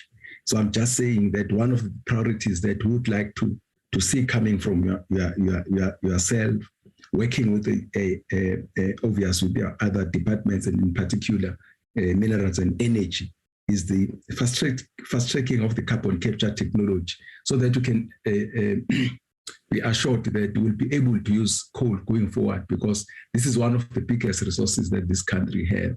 The rush to other sources of energy, of generating electricity, may lead this country to a cliff that will never be able to get out of. But having said that, we are worried about the impact of greenhouse gas emissions, and therefore prioritization of this will definitely help a big deal. DG, I working with the departments, I do have a hypothesis which says that as things stand now, the departments should be having those budgets. They may not be called science and technology budget, but for instance, they'll have a training budget, they'll have a technology, education budget, and so on. And I think if they were to sharpen their pens, and if they do believe that this is important, I think there's something that they can get from their budgets as their budgets stand today. So I think that's an error. We shouldn't necessarily be waiting for a science and technology budget line in their budgets. I think the question would be to them, where can you get some money so that we can start funding some of these things? I'm saying that, honorable members, because we know that there is a budget constraint, but also, as I'm saying, that if you look at the budgets of the departments, and I think the oral members here from different committees working with their departments should push for that to say, show us, because this area of of budget is so important. Where can you get some resources from the existing budgets?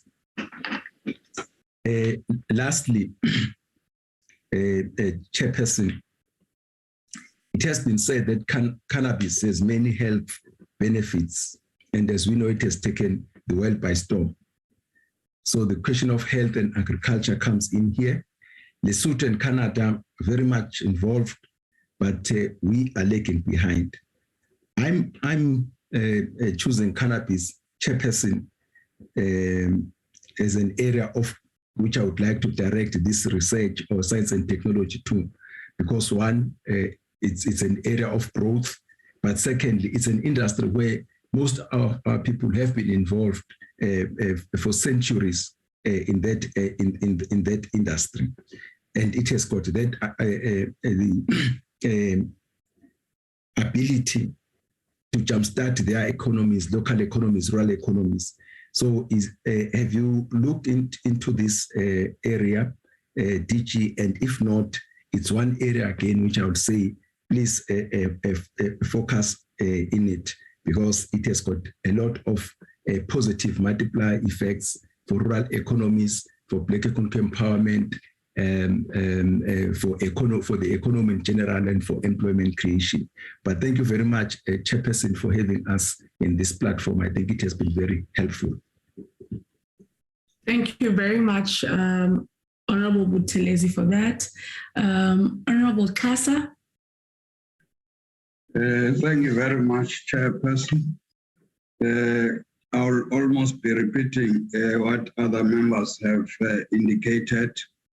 One, the portfolio committee thinking that we should come together as we are, and for the DG to make this good presentation. So for me, what is important is sharing of information, especially by members of parliament at an early stage, because if we look at it, there's this interministerial task team. After its first meeting, then we get the information. I think we should be very grateful about that one. And we're still looking forward to the next meeting. In other words, this is work in progress. Some of us who are doing oversight, it is always good to ask questions that are informed rather than just ask questions. But a lesson from here, for instance, for the presidency in the form of the Department of Monitoring and Evaluation, COGTA,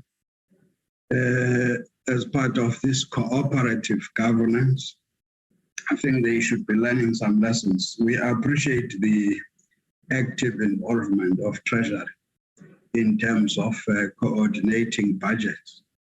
In other words, for us as COGTA, a lesson would be, we have got this DTM that says we want one plan at the level of the district, one budget.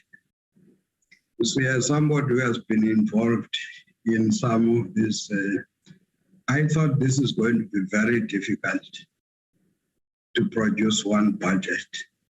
So this is a good initiative to indicate or inform the rest of other government departments, because people like to stick with their budgets.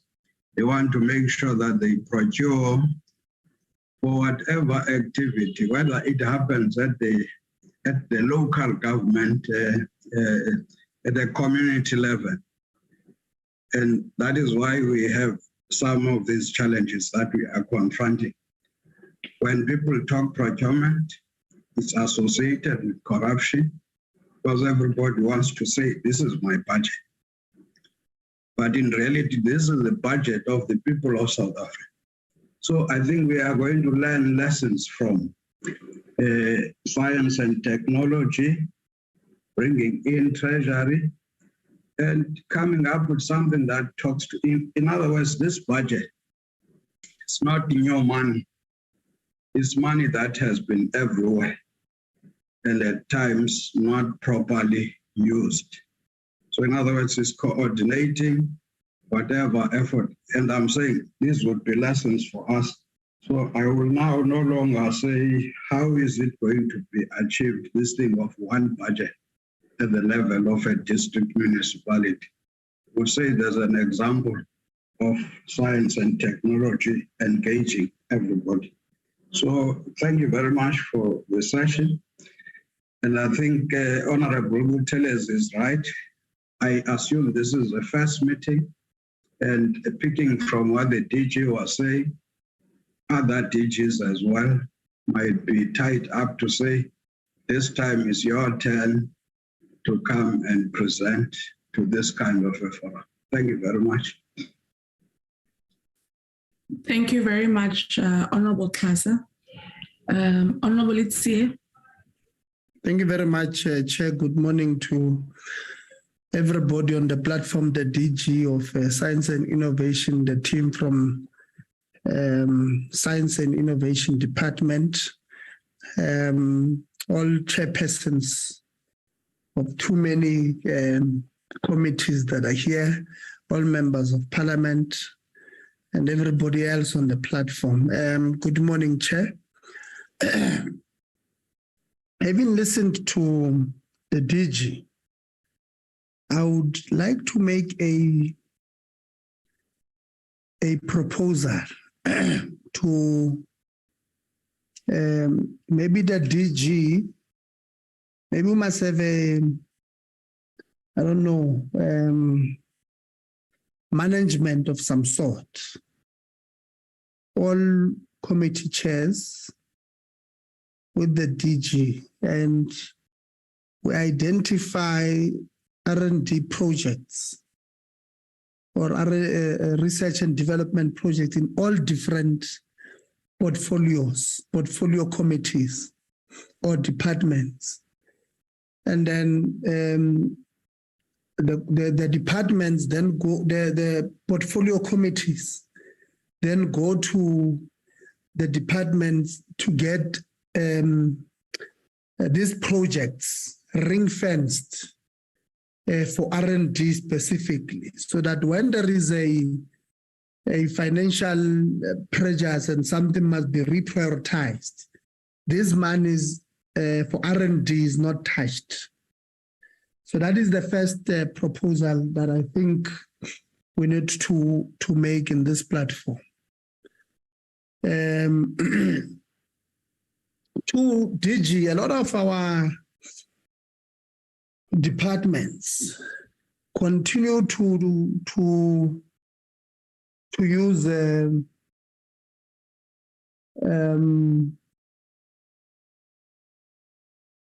second industrial revolution technologies, even today. And, it makes it difficult for this country, to compete with first world countries, because some of them are even moving towards the fifth industrial revolution. I'm thinking about it. Rona was still on the second industrial one. The Department of Science and Innovation must assist us quickly in making sure that we speed up the process of moving from 2IR to 4IR. For an example, I'm not sure how many clinics we have in this country. Dr. Jacobs, maybe you know. But if you go to a clinic in your constituency now, they will tell you about opening of some file. You open that file, it's manual. They must write your name on a piece of paper somewhere. And then you happen to be lucky to go home in KZN, Limpopo, Eastern Cape, or wherever. Then when you arrive there, you get sick. You can't access the medical history on the system of this patient, which that clinic must now rely on the honesty of this particular patient at that clinic. So that is second industrial revolution example that I'm talking about. And if on the fourth industrial, we have this thing on a paperless. You go to Cape Town, you just punch the ID, it gives the medical history of this particular person. This is just one example of moving from second industrial revolution to fourth industrial revolution. And I believe DG, the R&D department or the R&D unit of the department should be able to assist departments like health with that one. I know Honorable Tembekwayo would have asked, why are we here? I've just made an example intentionally on health so that at least we're on the same page. So these are some of the things I think the DG, you guys, when you sit with what I've just proposed, the chairs, some management committee of some sort, ad hoc something, where you have portfolio committee chairs with yourselves from department, and you identify, for me, this should be low-hanging fruits, man. Identify quickly, ring-fence them, so that when we have financial difficulties and some money needs to be reprioritized, those ones are not touched. But I felt I must just make an example also of moving from 2 IR to 4 IR quickly, making sure that we were quick, man. We were able to compete with other countries. Chair, without wasting time, those would have been my 2 contributions, and thank you very much for an opportunity. Thank you. Thank you very much, Honorable Litsie. Honorable Ngamashe.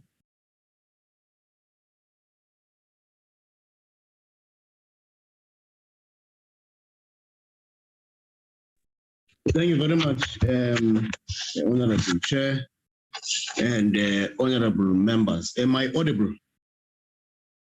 Yes, we can hear you.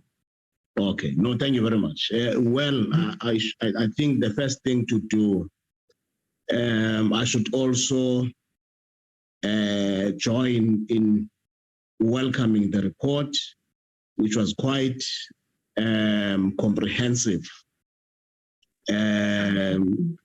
given by the DG, Dr. Mchwaha. And the other people who are contributing. Apologies for that. There was a mic that was open here. Okay. I think we managed to close it. Apologies for that. Okay. No, thank you very much.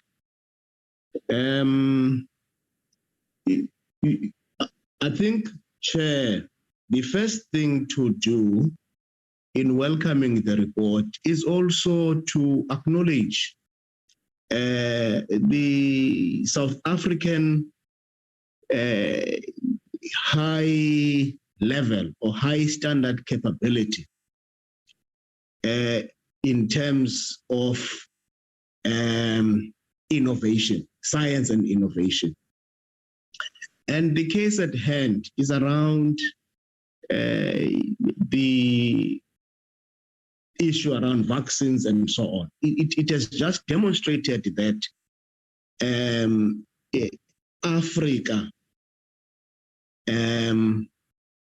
is an emerging force to reckon with, which I think is something that we must equally be very serious about. In this regard, Chair, obviously we should welcome all mitigation innovations against the negative effects, of climate change, because is these greenhouse or the dangers of greenhouse gas emissions are a reality, and they are contributing negatively to climate change. So any innovations that are there, we should really welcome with warm hands. Be that as it may, Chair, there are issues around the protection of exclusive rights, especially of rights of ownership by originators and or inventors, because more often you will find that those who originate or invent some of these innovations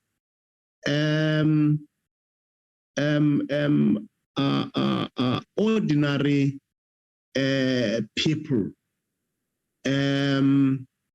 with extraordinary capabilities.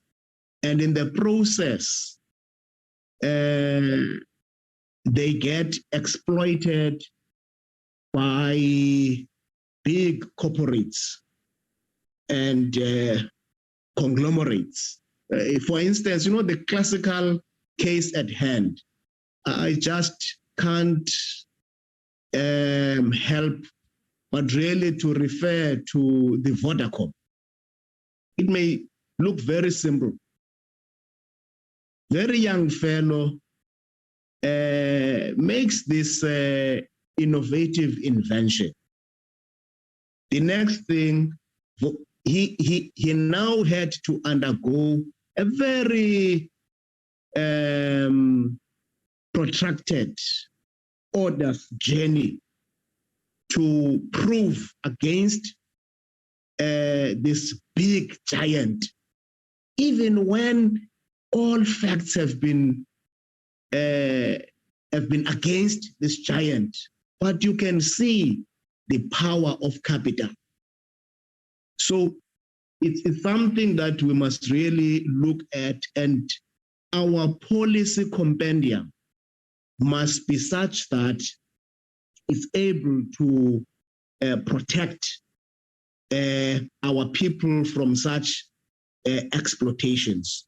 And it should also talk to our incubation programs. I'm happy that DG, among other things, in terms of the human capital development, you made mention of universities and TVET colleges and opportunities for masters and PhDs. Because for all these programs to be sustainable, you really need a very strong human capital. So in this case, that human capital must also be attached to an incubation program, so as to ensure that all the necessary checks and balances are put in place to protect the exclusive rights of those who have managed to have this kind of contribution to invention and innovation. The second part,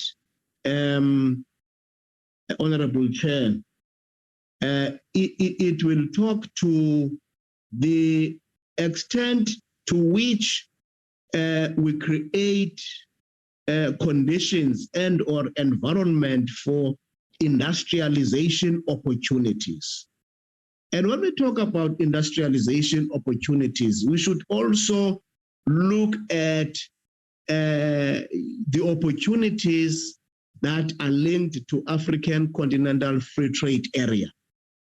Because as a continent, I believe that we should maximize the extent of syndication of capabilities as a region and as a continent.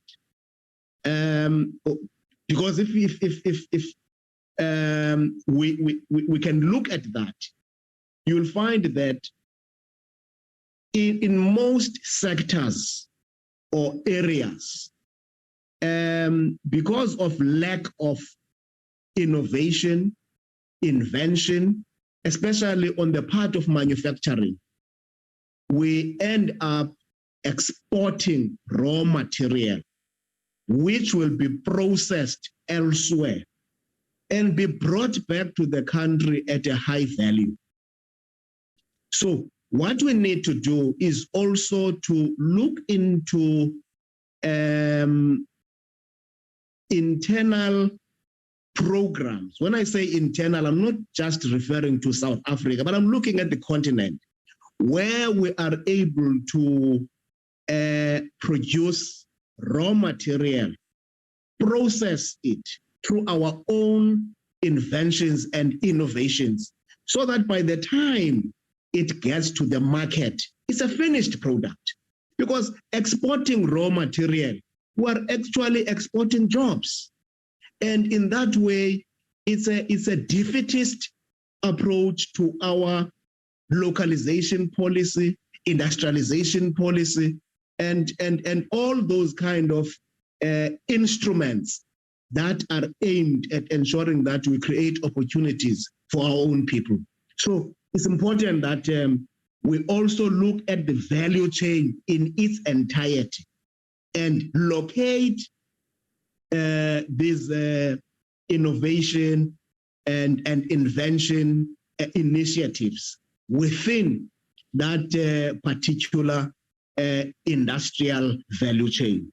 So in that regard, as a member of the Committee for Trade, Industry and Competition, those are the areas that we'll be looking at, which also we should look at the challenges of economic concentration. How do we break those exclusionary institutionalized barriers which continue to deprive our people or put them in the periphery, so that we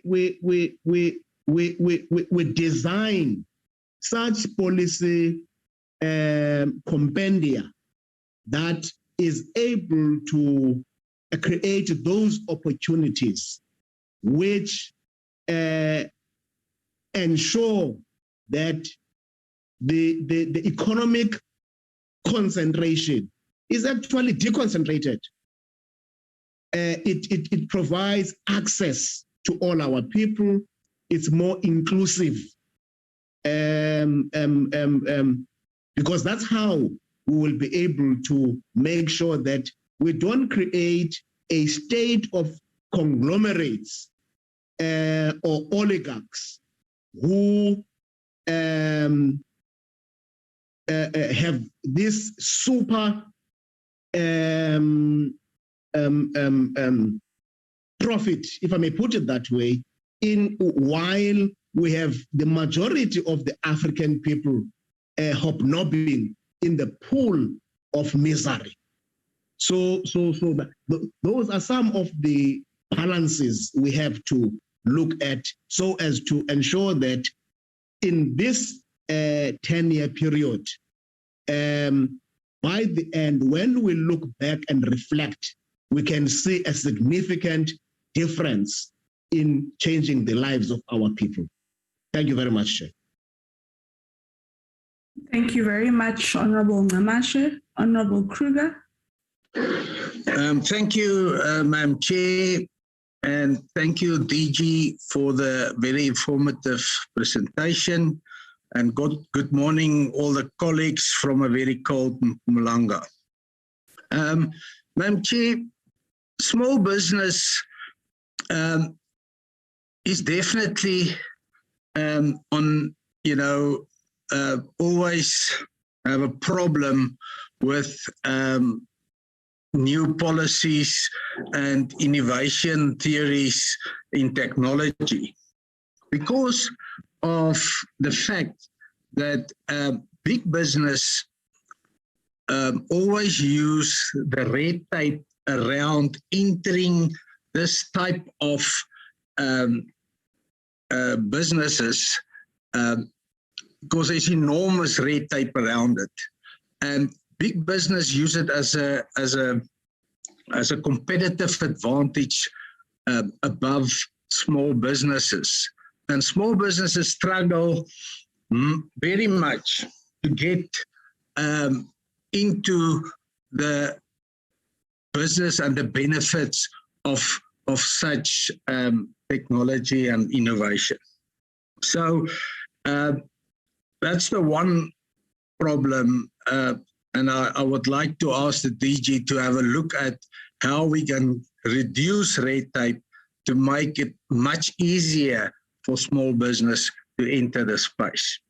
The second question and favor I want to ask the DG is if it's possible to bring this presentation to small businesses, the Small Business Development Committee, and bring it down to where small business will be applicable and where will they have opportunities into the space.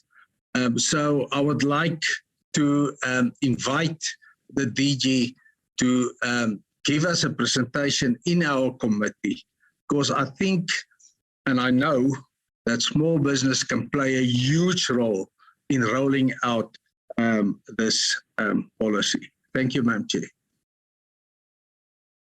Thank you very much, Honorable Claire. Honorable Mahlati. Thank you very much, Chair, and good morning to yourself and all the chairs of different portfolio committees with us today and all members. And a very good morning to DG and the DSI team. Chair, I've got only 3 things to speak to in relation to the presentation. Maybe one should also join the queue that really appreciates the work that DSI is doing. They are actually our, they're doing quite well as a department, not only at the level of presenting, but we must indicate that this is one department that has been able to, bring clean audits for consecutive years and being very, doing quite well. But Chair, getting into the issues, one, I just want to find out from DG, given the presentation and all the activities that have been presented before us, do we really have the skill sets that are necessary to ensure that these activities do take place over and above issues of budget?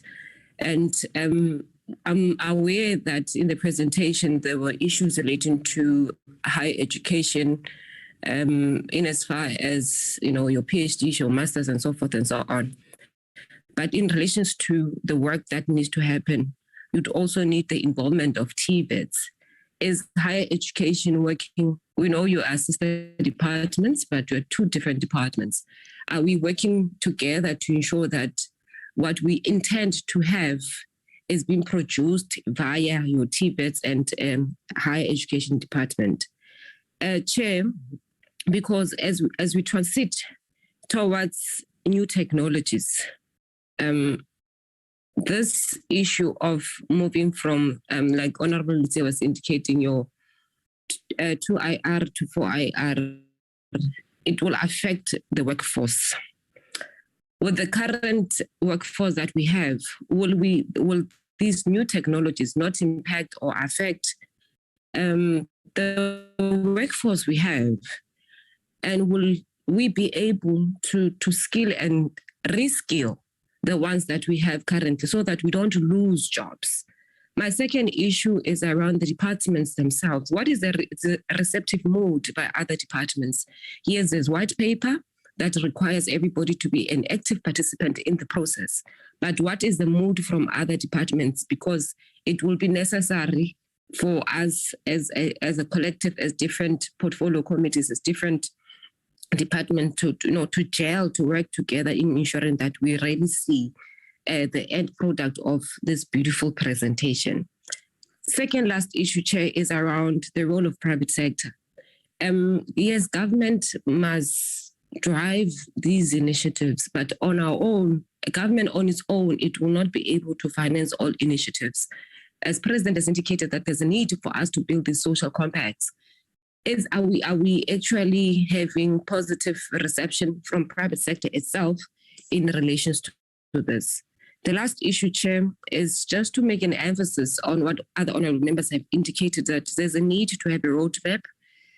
Since science affects everybody and it cuts across different departments, we should be having a roadmap that in the next 6 months we're able to monitor the work that we have done together with other portfolio committees. And also, we need to equally, DG, encourage other departments to go beyond what DSI has proposed. Most probably, there are other avenues that we can look into, but we need to bring them to the fore and say, beyond this, what else can you do?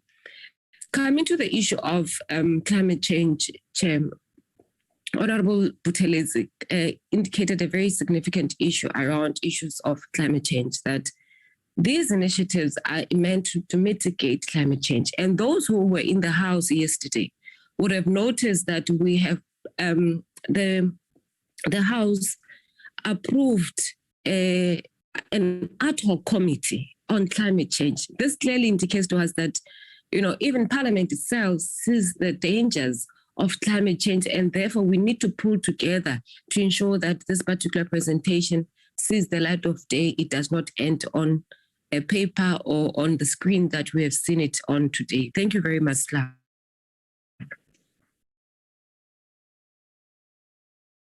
Thank you very much, honorable members. Thank you very much, Honorable Mahlatsi. One must really appreciate the different inputs that members from different committees have brought forth.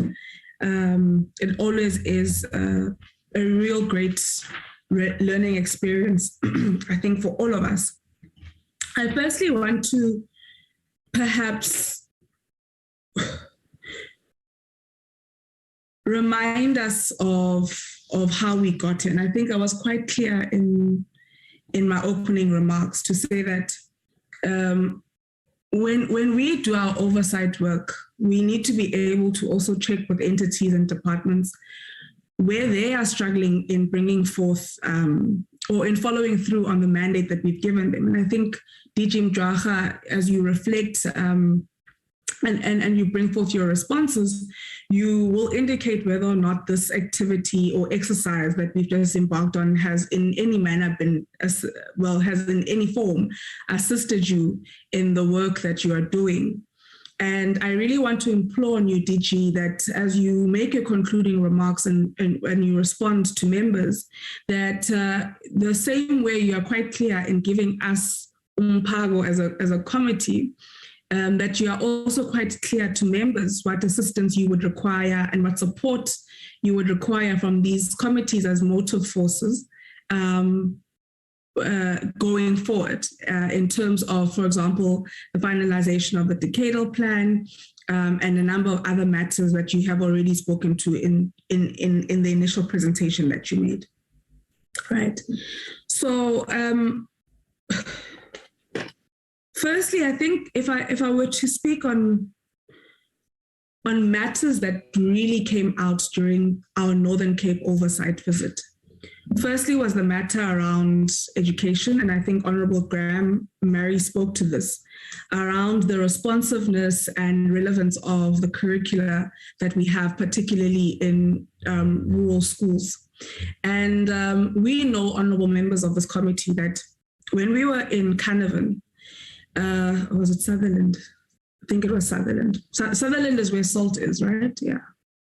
When we were in Sutherland, we had an experience where we were advocating for young girls and boys who come from Sutherland, who come from Carnarvon, to be the ones who are working on this largest telescope in Southern Africa at SAU, to be the ones who are working on the many telescopes we're about to build in Carnarvon at Losberg.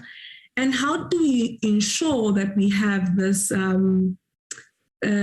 succession plan? It's a succession plan, essentially, because honorable members, we don't, when we say we want science and innovation to be transformed, it means we want, at the helm of the leadership of these great interventions, to be South Africans, citizens who are representative of these spaces where these particular technologies are being built. And how do we do this? We ensure that there's a solid foundation through education, through basic education, going into higher education, and then, of course, getting support through the NRF for people to further their research and development, etc., and eventually leading these institutions. And now I want to go back to this one on education. So, Honorable Maria, so we see a situation in Northern Cape where there was an initial investment done by the DSI where they invested in the science lab at the local schools there, but there was no effort by the schools to make sure that whatever initial investment was done by the DSI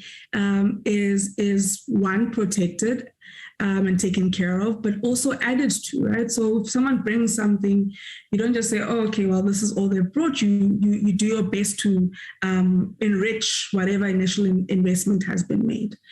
Because ultimately, if we have the DSI, building these labs or contributing equipment to these labs and they're not being taken care of, it's almost like pouring water into a bucket that has holes in it.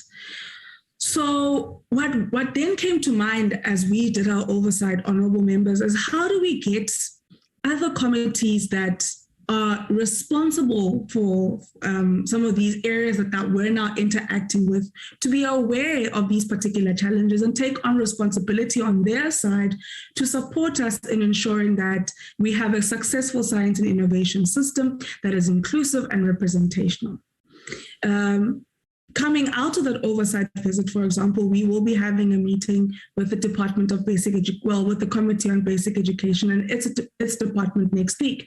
Of course, we're going to raise a myriad of issues around higher education and basic education, but a big part of it is also going to speak to science and innovation, as well as basic education, speaking to how we create this foundation where young people have access, young people across South Africa, either urban or rural South Africa, have access to science, physics, maths, etc., so that they do have the skills that can allow them to go take astronomy in varsity, to go and do whatever qualification may be necessary in a TVET college, so that they too can contribute to these really groundbreaking technologies that are being produced by South Africa, right? So either with the skills that they'll get from a TVET college, and they'll then go build the telescopes in Carnarvon, or through the astronomy they may learn at Solplaatje, they will then be able to observe whatever findings that we see through these optical or radio telescopes, right? So that is the vision. And in order for us to succeed on that, we need to, at this level as committees, understand what we're trying to collectively achieve, because we can't work in silos, right? I mean, if I were to, for example, use transport, there's great opportunity in boosting the local economies of Sutherland in terms of astrotourism, but we need to make sure that we have great roads, first of all, so that also needs work and better collaboration between the municipality, between the provincial government, etc. In terms of rail, to move, for example, agriculture that is taking place within that particular province, how do we then interact with transport on that matter?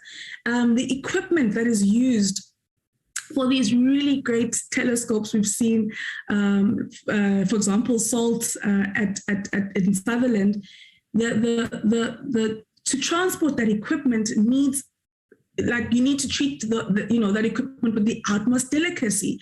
And one of those little glasses that they use for this massive telescope costs so much money. That means we need to really make sure that the roads and the road infrastructure is on par, because we can't afford to have even a little bit of a scratch on those glass pieces that are used, which needs better integration between all of us as various departments.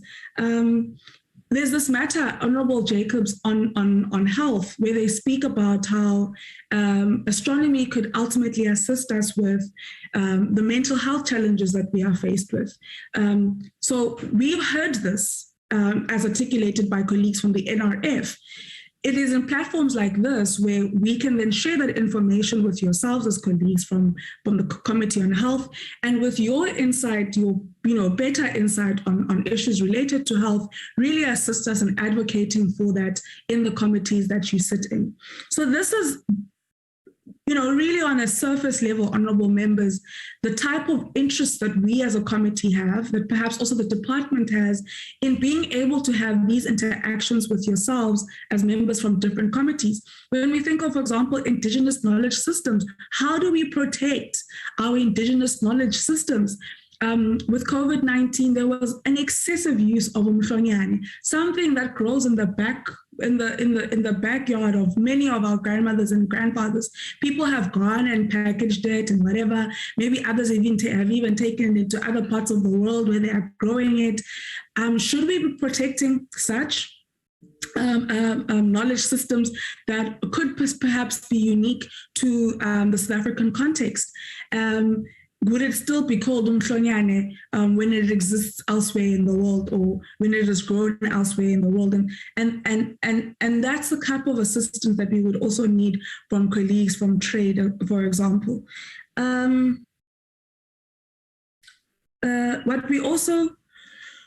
What we also, for example, honorable members, is really appreciate for colleagues to continue with some of the briefings that we would have received today. I mean, last week when we met with colleagues from health and we were presented with the mRNA technologies, vaccine technologies, honorable members from health said, okay, we would like to have this briefing again, and perhaps maybe even with the Department of Health, within the context of health predominantly, for us to further these deliberations and assisting the departments in doing their work. Now, we would also appreciate a situation where the various committees are able to, for example, call on the Department of Science and Innovation, call on the various departments represented here, work together, have sectorally focused briefings that could then speak to those specific portfolios, and therefore colleagues taking on the responsibility of seeing how science, technology, and innovation initiatives are then spearheaded and forwarded and championed in their various committees. So we would also want members to take upon that particular responsibility. I really think Honorable Buthelezi and Honorable Kasa, as well as Honorable Siwela, covered a lot of ground in terms of budget coordination. And, I'm not sure if it was, Honorable Buthelezi was saying, it's also very important in saying we want greater budget coordination. We're not only calling for increased budget, but saying with what we have currently, how do we make sure that we are, or how do we make sure we bring one another into confidence in the fact that there is budget being allocated towards developing and strengthening or promoting science, technology, and innovation in our various departments? As you're saying, it might not be overt in how it is categorized, but it could be there, and we need to be able to make that particular analysis and audit and see that definitely there is contributions being made towards that. And maybe out of that, Honorable Kasa, we could see how we have a joint committee meeting with the interministerial task team and treasury, and maybe including presidency with colleagues who are working the portfolios on monitoring and evaluation to see, to be brought into confidence on how that is finding expression. And of course, cautioning all of us around the personalization of budgets. The budgets don't belong to, our budget. People like to say our budget. What is our budget? It's the budget of the country. It's the budget of the citizens of this country. And we all need to be able to understand that these budgets are there to service all of us. And maybe at a later stage, once the decadal plan is finalized, we may need to meet again to understand that the commitments. Honorable Mahlatsi, you covered this quite extensively. The commitments that various departments would have had to make through the stakeholder engagements that the department is currently having towards the finalization of the decadal plan. And I can't stress, DG, the importance of you indicating where you may be currently having challenges in those particular deliberations that are taking place across departments, where we are not seeing as greater commitments as we would want to see. So just really emphasizing the question that's come through from Honorable Mahlatsi on that term. Spoken to astrotourism, astronomy for health purposes, and really, colleagues, there are such great interventions that are coming through that are responsive to some of the social collisions and ills and needs of our country, that if we aren't able to better synergize, they will keep on reaching bottlenecks and end-roads, right? So, for example, where we had the CSIR develop sustainable housing solutions. That particular initiative remained a pilot, or remained in the pilot phase for a very long time because of obstacles related to a lack of integration. And now, for example, you have UJ, who are now 3D printing sustainable houses, where we could have made greater inroads as government through our entities such as the CSIR. Honorable Matumba speaks to the fact that as we meet right now, we're meeting on applications that are not South African. And DG Ndwaga, we've always spoken to how do we then make sure that the confidentiality, sovereignty of the information that we share on these platforms is then secured.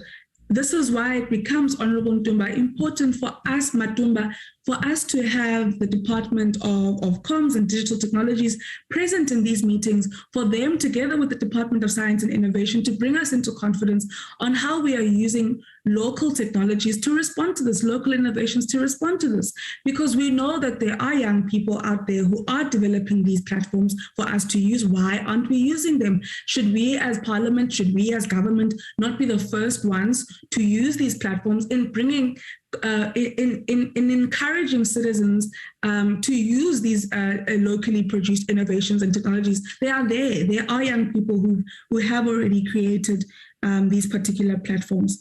But I think I'll leave it at that for now. I think much of my comments was really to emphasize why it is so important that at a committee level, we are also able to have such joint committee meetings. I mean, it's a resolution of the chair of chairs meetings to say that we need to really find ways of breaking the silos within the department. If we are able, we can't expect departments to break silos if we as committees are not breaking those silos at a level of accountability, at a level of oversight. And so I think, DG, I at this point would like to hand over to you. I don't have many questions, but really to attempt to emphasize the importance of us being able to relate at this level. Over to you, DG Ndwaga. Thanks very much, Chair, and thanks very much to all the members for their insightful inputs. And that makes me very, very excited, and I guess the rest of the DSI team. So I've got three chunks of responses with your permission, Chair. The first one, which I call the A category, is the one where one is very much aware that this is the first time such a presentation is made to other committee members, and that they may not be fully aware of some of the work that the National System of Innovation has done. But we would like to assure them and give them a sense of comfort that it is a lot. And we are of the opinion that that investment that has been made by this government is now ready to start solving the problems that we have in society and in the economy.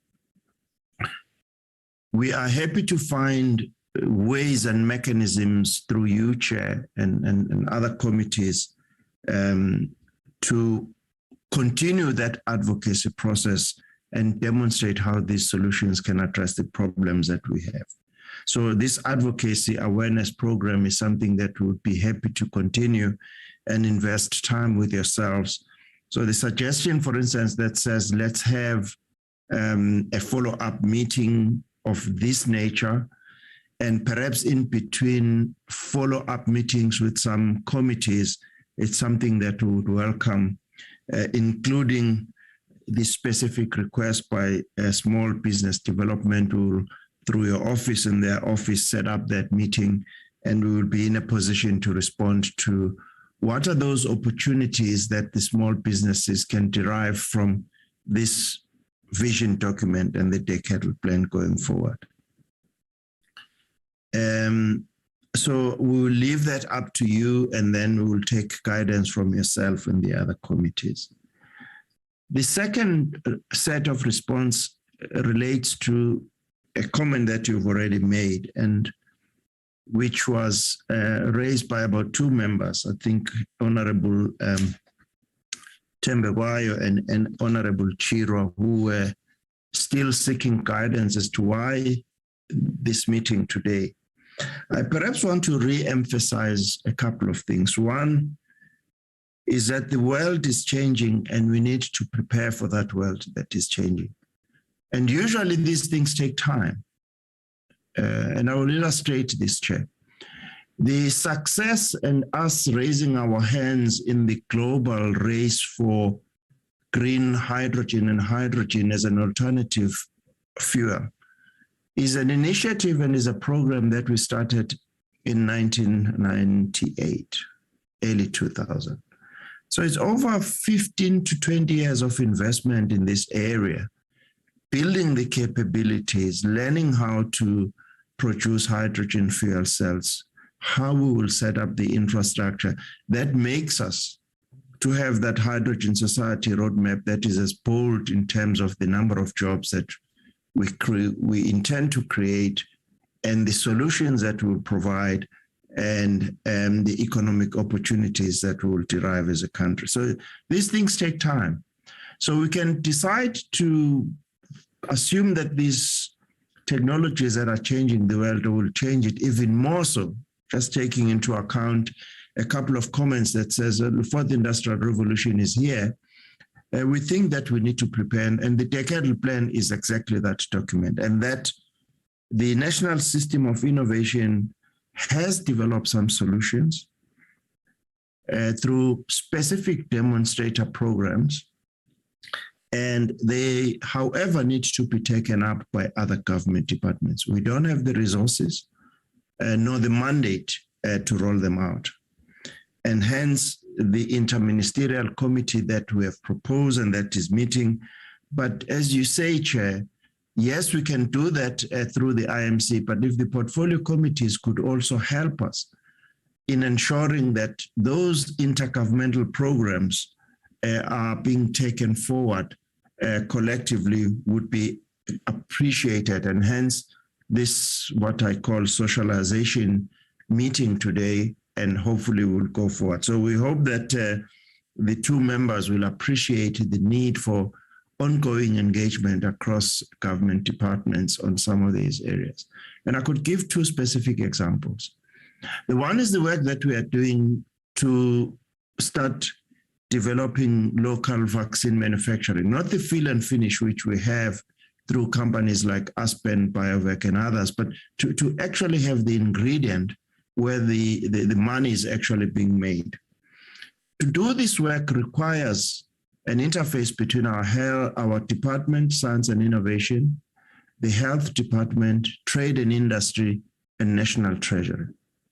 We are already spending about 25 billion rands as a country buying vaccines from a number of stakeholders. If we said we will buy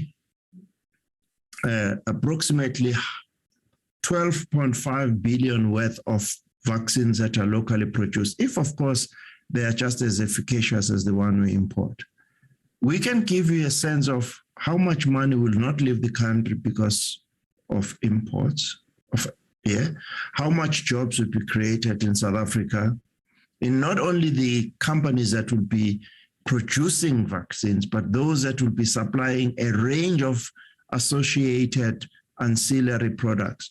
It's huge. So this is one example that shows that working together across a number of departments starts to create a new value for South Africa that we've never had before. I can give a number of other examples. It's the same thing with the hydrogen, green hydrogen.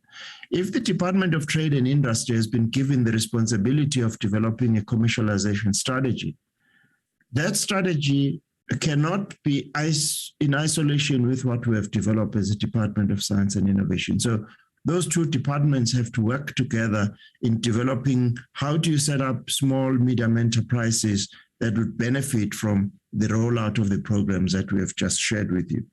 So I hope these two illustrate, therefore, the need to have more than one committees at a time and across committees to continue to have the kind of conversation that we have today.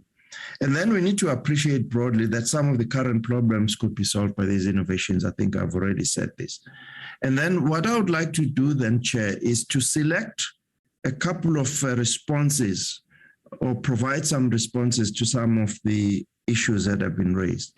The first issue that was raised by Honorable Makesi about solving the current problem of fertilizer, the answer is no. We are not able to do that because we've not been working on it. But I suppose the Department of Agriculture, knowing who they work with, they are already thinking about how to manufacture fertilizer. Our contribution could be when the project that I've talked about in Mpumalanga and Lephalale, where you take flue gas and start to produce hydrogen, is ready for the market uptake, then we will be involved. But these are initiatives where we are still researching, piloting, and trying to get this into the marketplace. So not now, but in the near future, yes. And then there was a proposal from Honorable Chiro around developing a roadmap for monitoring the Decadal plan. We accept that. I think it also came from Honorable Mahlatsi. We will develop that.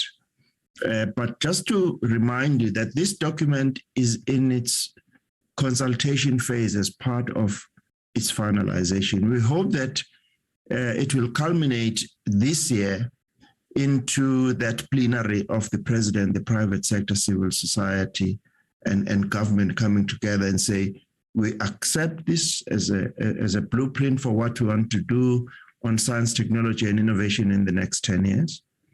There are programs in the document that we will have then to do, and our portfolio committee know that it's on the elements of knowledge generation and continue to invest in the knowledge that we need for all of these innovations, to start developing solutions for government and for the local industry over the next 5 to 10 years. And we will have indicators of performance around how that will be measured. We want to have science that informs the decision that we make as government and society as a whole. And we have demonstrated this through the work that we did during COVID, where we demonstrated how you can use the investment in genomics that have been done last 10, 15 years to be able to monitor the pandemic.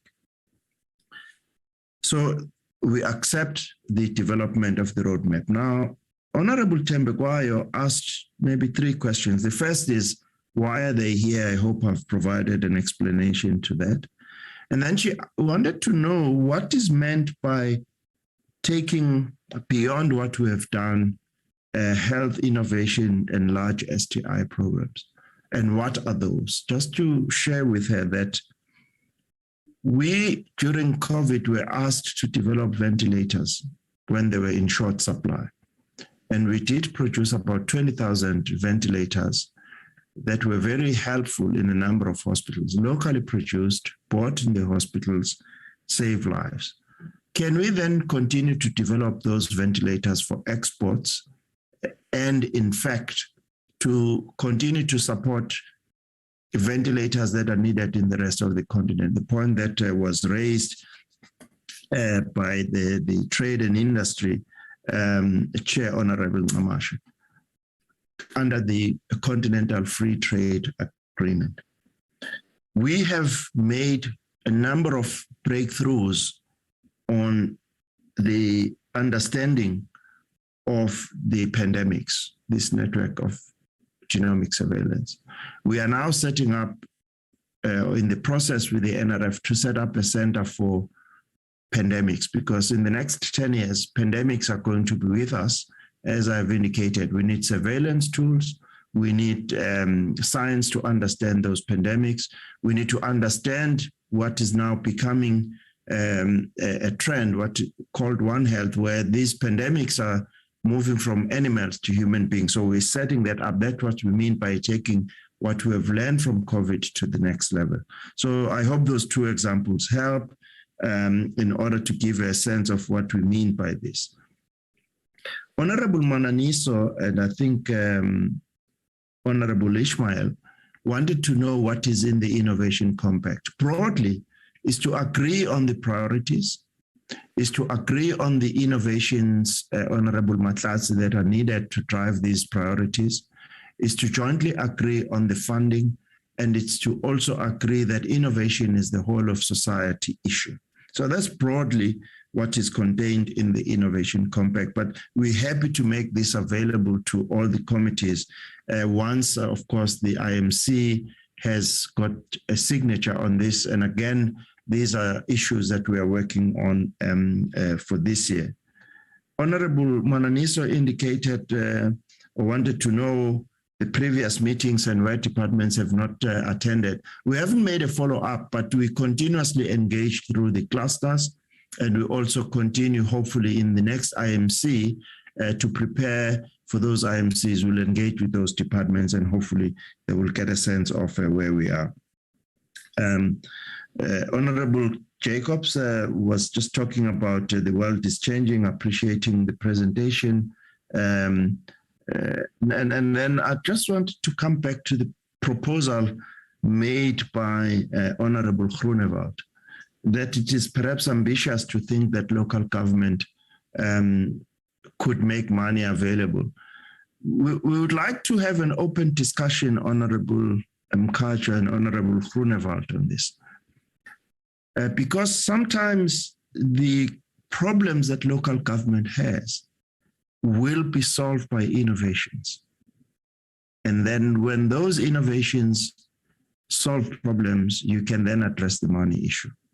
We can give specific examples again around how, yes, they may not have enough money, but even if they said 2% of our money to solve the problems that we have, building confidence to society as being an innovation to support a capable state is possible. So let's accept that there's no money, but let's also say, if we took 1 or 2% of our budget, and we think that this could be done through an engagement or on allocations at local government level that comes from on the infrastructure grant, for instance, to say, how can we roll out infrastructure differently through the innovations that we have made as the Department of Science and Innovation in our institutions? For an example, we now have alternative technologies to be provided at local level for sanitation. So do you continue to stay with the sanitation problems because you don't have money? Or do you say, I don't have money, but if I procure these alternative sanitation, which probably uses less water, I will have sufficient money by not putting money into the water infrastructure to buy these so that our citizens are happy, and then the process of continuous improvement happens. So we're happy, Honorable Mkhatshwa, again, to engage on those issues on, yes, there may be no money, but let's think differently around how we can use the resources and the innovations that we have to turn that around.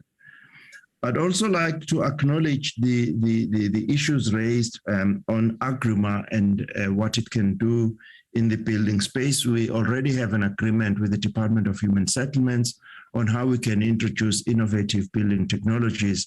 And so we'll continue to work with them around how that can be done.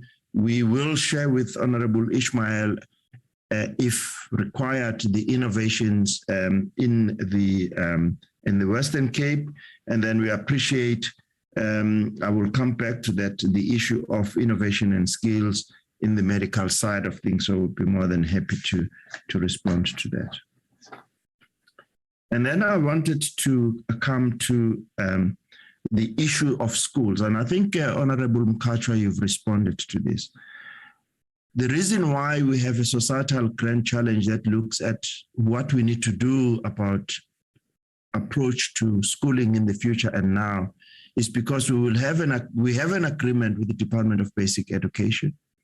We will then be identifying all the challenges that they have and what we can support them with as the Department of Science and Innovation. So again, I will not go through each and every of the issues she's raised, but to assure her that there is, as part of the Decadal plan, an intention to work closely with them to go through the list of those challenges and try and see which ones can be responded by innovation, understanding that there are issues which the department must solve itself because we cannot take the mandate of this.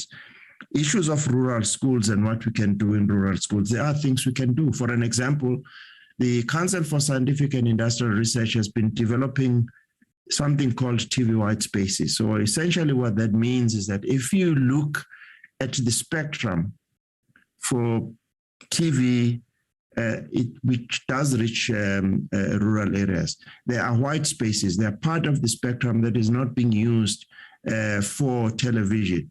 Earmark that for providing broadband and education in schools in rural areas, innovation to solve connectivity in school can be done. Yeah. So that addresses that. I really like some of the comments that were made by Honorable Matumba. That yes, we need to think about the future, but there are problems of today that we also need to think about. We totally agree with him. So I've already responded to the issue of no network and how innovation can address the problems of today. I've already given an example of how we've been developing with the Water Research Commission and the CSIR alternative sanitation that can be deployed in schools. And hence this meeting to say, if these solutions have been developed, how do we then collectively and with a specific government department take them up and be included in schools?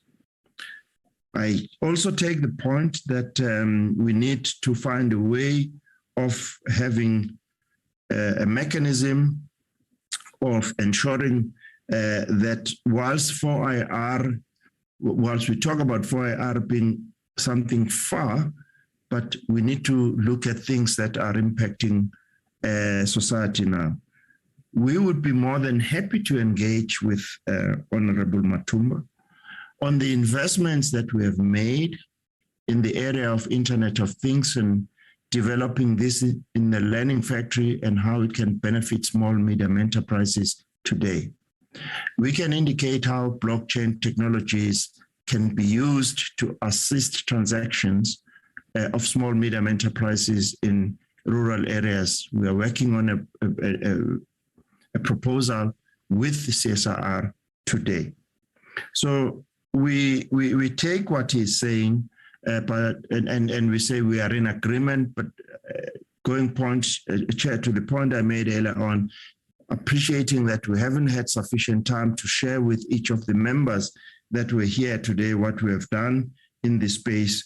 These are some of the things we can do. I'd like to respond to Honorable Boshoff's question about Anglo and why they have decided to invest in some of the alternative technologies. Well, there are two reasons, Honorable Boshoff. The first is, as South Africa, we have made commitments in Paris to reduce the greenhouse gas emissions. So government has been consulting with the private sector on which initiatives that we can embark on collectively in order to address that. So they have an obligation as part of the nationally determined contributions to reduce greenhouse gas emissions to look at means and ways in which they can reduce their greenhouse gas emissions.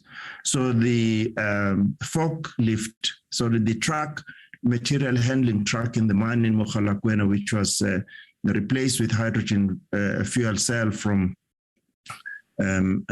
diesel, it's their contribution to do that.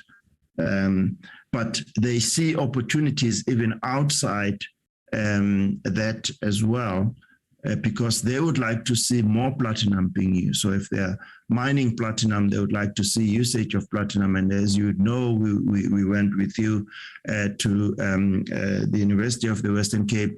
The hydrogen fuel cell is based on adding value in platinum, and hence they will make more money if more platinum is being used. They would need to extract more of platinum. Of course, we are working with other companies in South Africa. Sasol, for instance, has a huge interest in green hydrogen. They have a huge interest as well in some of the work in hydrogen fuel cells. And then Honorable Buthelezi has asked if we do work with the Department of Defense. The answer is yes. For an example, in the work that we've been doing in building the satellite capability, we are in agreement with them. But there are other areas of work in IT and cybersecurity that we are exploring with them. We agree with you the importance of carbon capture. And then the point that the budgets of science, technology, and innovation are probably available in the departments. We conduct a study every year, which is called Science Technology Activities, and look at what is being invested in various government departments. So we agree with you. We are aware of what's happening across government. But what is obvious in those studies is that there's a continuous decline over the last 5 to 10 years. So, and then on the cannabis, yes, we are doing work in the cannabis, and we'll be more than happy again to share what we are doing. We are supporting the master plan that is led by the Department of Health or Agriculture, I can't remember, in this area. So the answer is definitely yes.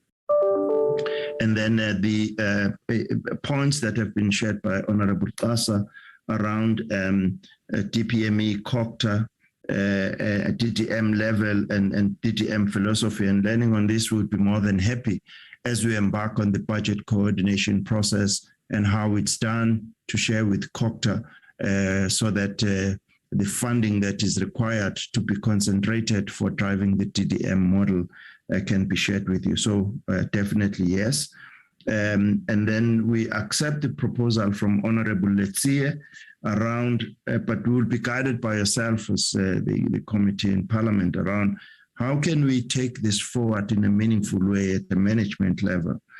And then the issue of how do we assist moving some elements of government from 2IR to 4IR, the answer is yes.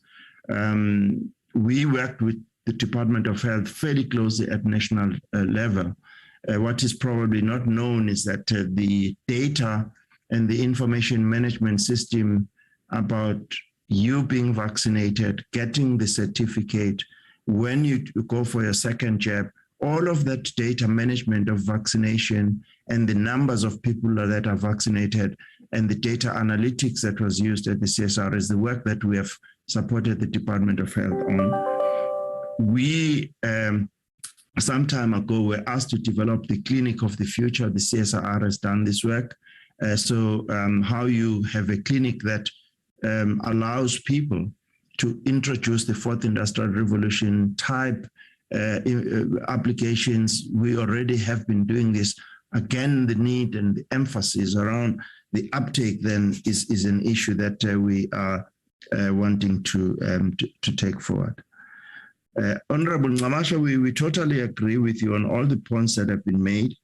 On the Africa Free Continental Agreement and the exports, we totally agree with you. We are already having 3 programs where we are value adding. In the interest of time, Chair, I would say if Honorable Nxamasha would like us to have a dedicated presentation on how we see our work interfacing with trade, industry, and competition, both the focus on the continent and building capacity, both on value addition. There's a platinum group metals, precursor material for batteries, and there's also work that we're doing on titanium, for an example. So we'd be more than happy to have a dedicated session on that. And then Honorable Kruger talked about a presentation to small business. Would be more than happy to do that. There's a point generically that was raised to say, how do we then make sure that the local innovations benefit from the work that we do? We have set up something and is proposed in the Decadal plan, something called Technology Acquisition Deployment Fund. And this is the fund where we ask young people or anybody who has an innovation that would like to be deployed to demonstrate to one of our agencies, Technology Innovation Agency. And we hope that through the IMC, those innovations, if they can be taken by government, will then have a matchmaking event. In fact, a couple of weeks ago, we launched an innovation portal where some of those innovations can be, if you like, deposited, and those who seek to take those innovations to solve their problems can then go into the portal and begin to use those innovations for solutions that they would like to take forward. And Honorable Matlatsi, we are working with our colleagues from the Department of Higher Education and Training. We've said if the Decadal plan has got to be taken forward, we need skills set that can be used to do that. So we will be sharing with yourself as our portfolio committee what we have done. The framework has been developed. We are now just populating that. We hope that there would be a conversation between the TVET branch, the branch responsible for the National Skills Fund, and the CETAs, and we have already set up a task team to look at that. So the answer is the workforce of the future and how will be affected by these innovations. We need to be aware of that. But just to give you a specific example, we have a program of developing the next generation of mining technologies. It's a program between the Mineral Council, CSIR, and ourselves, where with the mining companies, we would like to embark on a program of how to modernize mining. Last year, or early this year, there was an agreement which was signed between Mineral Council, all the unions in the mining sector, and the CSIR about the skill set that would be needed in this modernization of the mine. So we've got a practical example of how it's been done. Two, we've developed a framework of how to do this, and I've already given you an example of the thinking around the hydrogen society and the TVET skills that would be needed to drive that. So the answer is yes. The role of the private sector, definitely. We see it at three levels. One, at the level of finalizing these research, development, and innovation plans that are aligned to their sectors, and the fact that we will be aligning with the master plans of the TTIC and others. Two, we're hoping that they will co-invest in research, development, and innovation. And we have pilots that have demonstrated that sometimes when the government puts R1, the private sector can put R2 as part of solutions that they need. So we are excited about that. And then, of course, private sector informing the research that needs to be done. And then I've already talked about a roadmap for further engagements, and we totally agree with you on climate change and how we need to take this forward. We would be happy again either at a portfolio committee specific on science and innovation or joint portfolio committee to share with you exciting work that the system has been doing on climate change, both on the science of the climate change, but also on how we can begin a program or a set of programs to mitigate against some of the likely impacts of climate change. So, Chair, I'll stop here. As I say, I have tried to touch each and every question that was asked, but others are more cross-cutting and generic in order to take this work forward. Thank you very much. I don't know if there's any of my team members, if you still have time, that might want to add anything that I might have left with some detail perhaps. So I had seen Mr. Patel.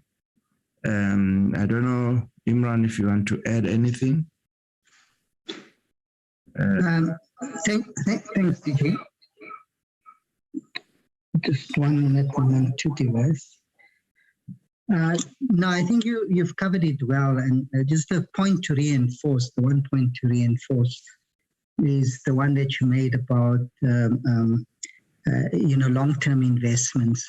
So we have a number of programs now, which we haven't even highlighted, where it's about using everything from nuclear technologies to the basic sciences to address challenges, whatever those are, health, education. And it's quite important to continue investing in those. And that's part of the challenge that we have as the DSI, is that there's so much opportunities to take forward innovations that have potential. But if we direct resources to that, as opposed to to building the foundational work, as you've captured in the strategic management model, it reduces our abilities and it weakens us in the long term.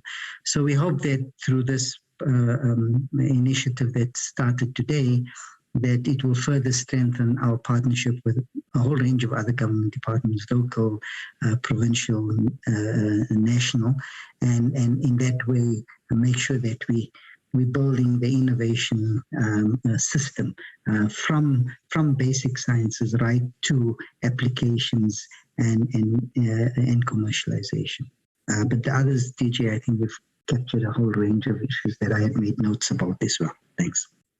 Thanks very much, Imran. Rebecca, anything that you want to add quickly so we give back to the chair?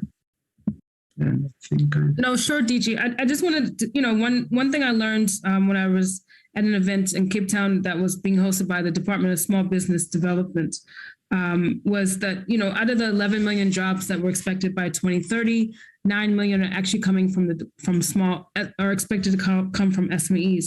So I think in terms of partnerships, I think it's great that we're having these meetings, because I think it's critical that if those jobs are going to be created, especially through new sectors, we have to do it, in partnership, because SME has the spread, they have the focal areas, but we actually have the opportunities coming through the pipeline. And I think those partnerships are critical so that SMEs can, part and parcel play a role in creating jobs.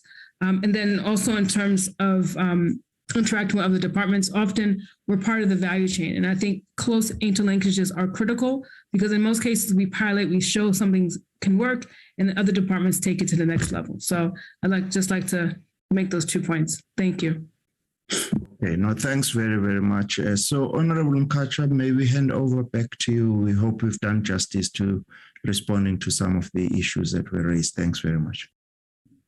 Thank you very much, DG, and to colleagues from DSI. I think Rebecca really also touched on a very important point to say that we can innovate through research and development, a response to many issues in the country or challenges in the country, and it then becomes the importance or the responsibility for other departments to then continue spearheading these innovations. And that's why it's so important for us to continue having these joint meetings or sessions where we can I think I prefer how it is said in Vanek.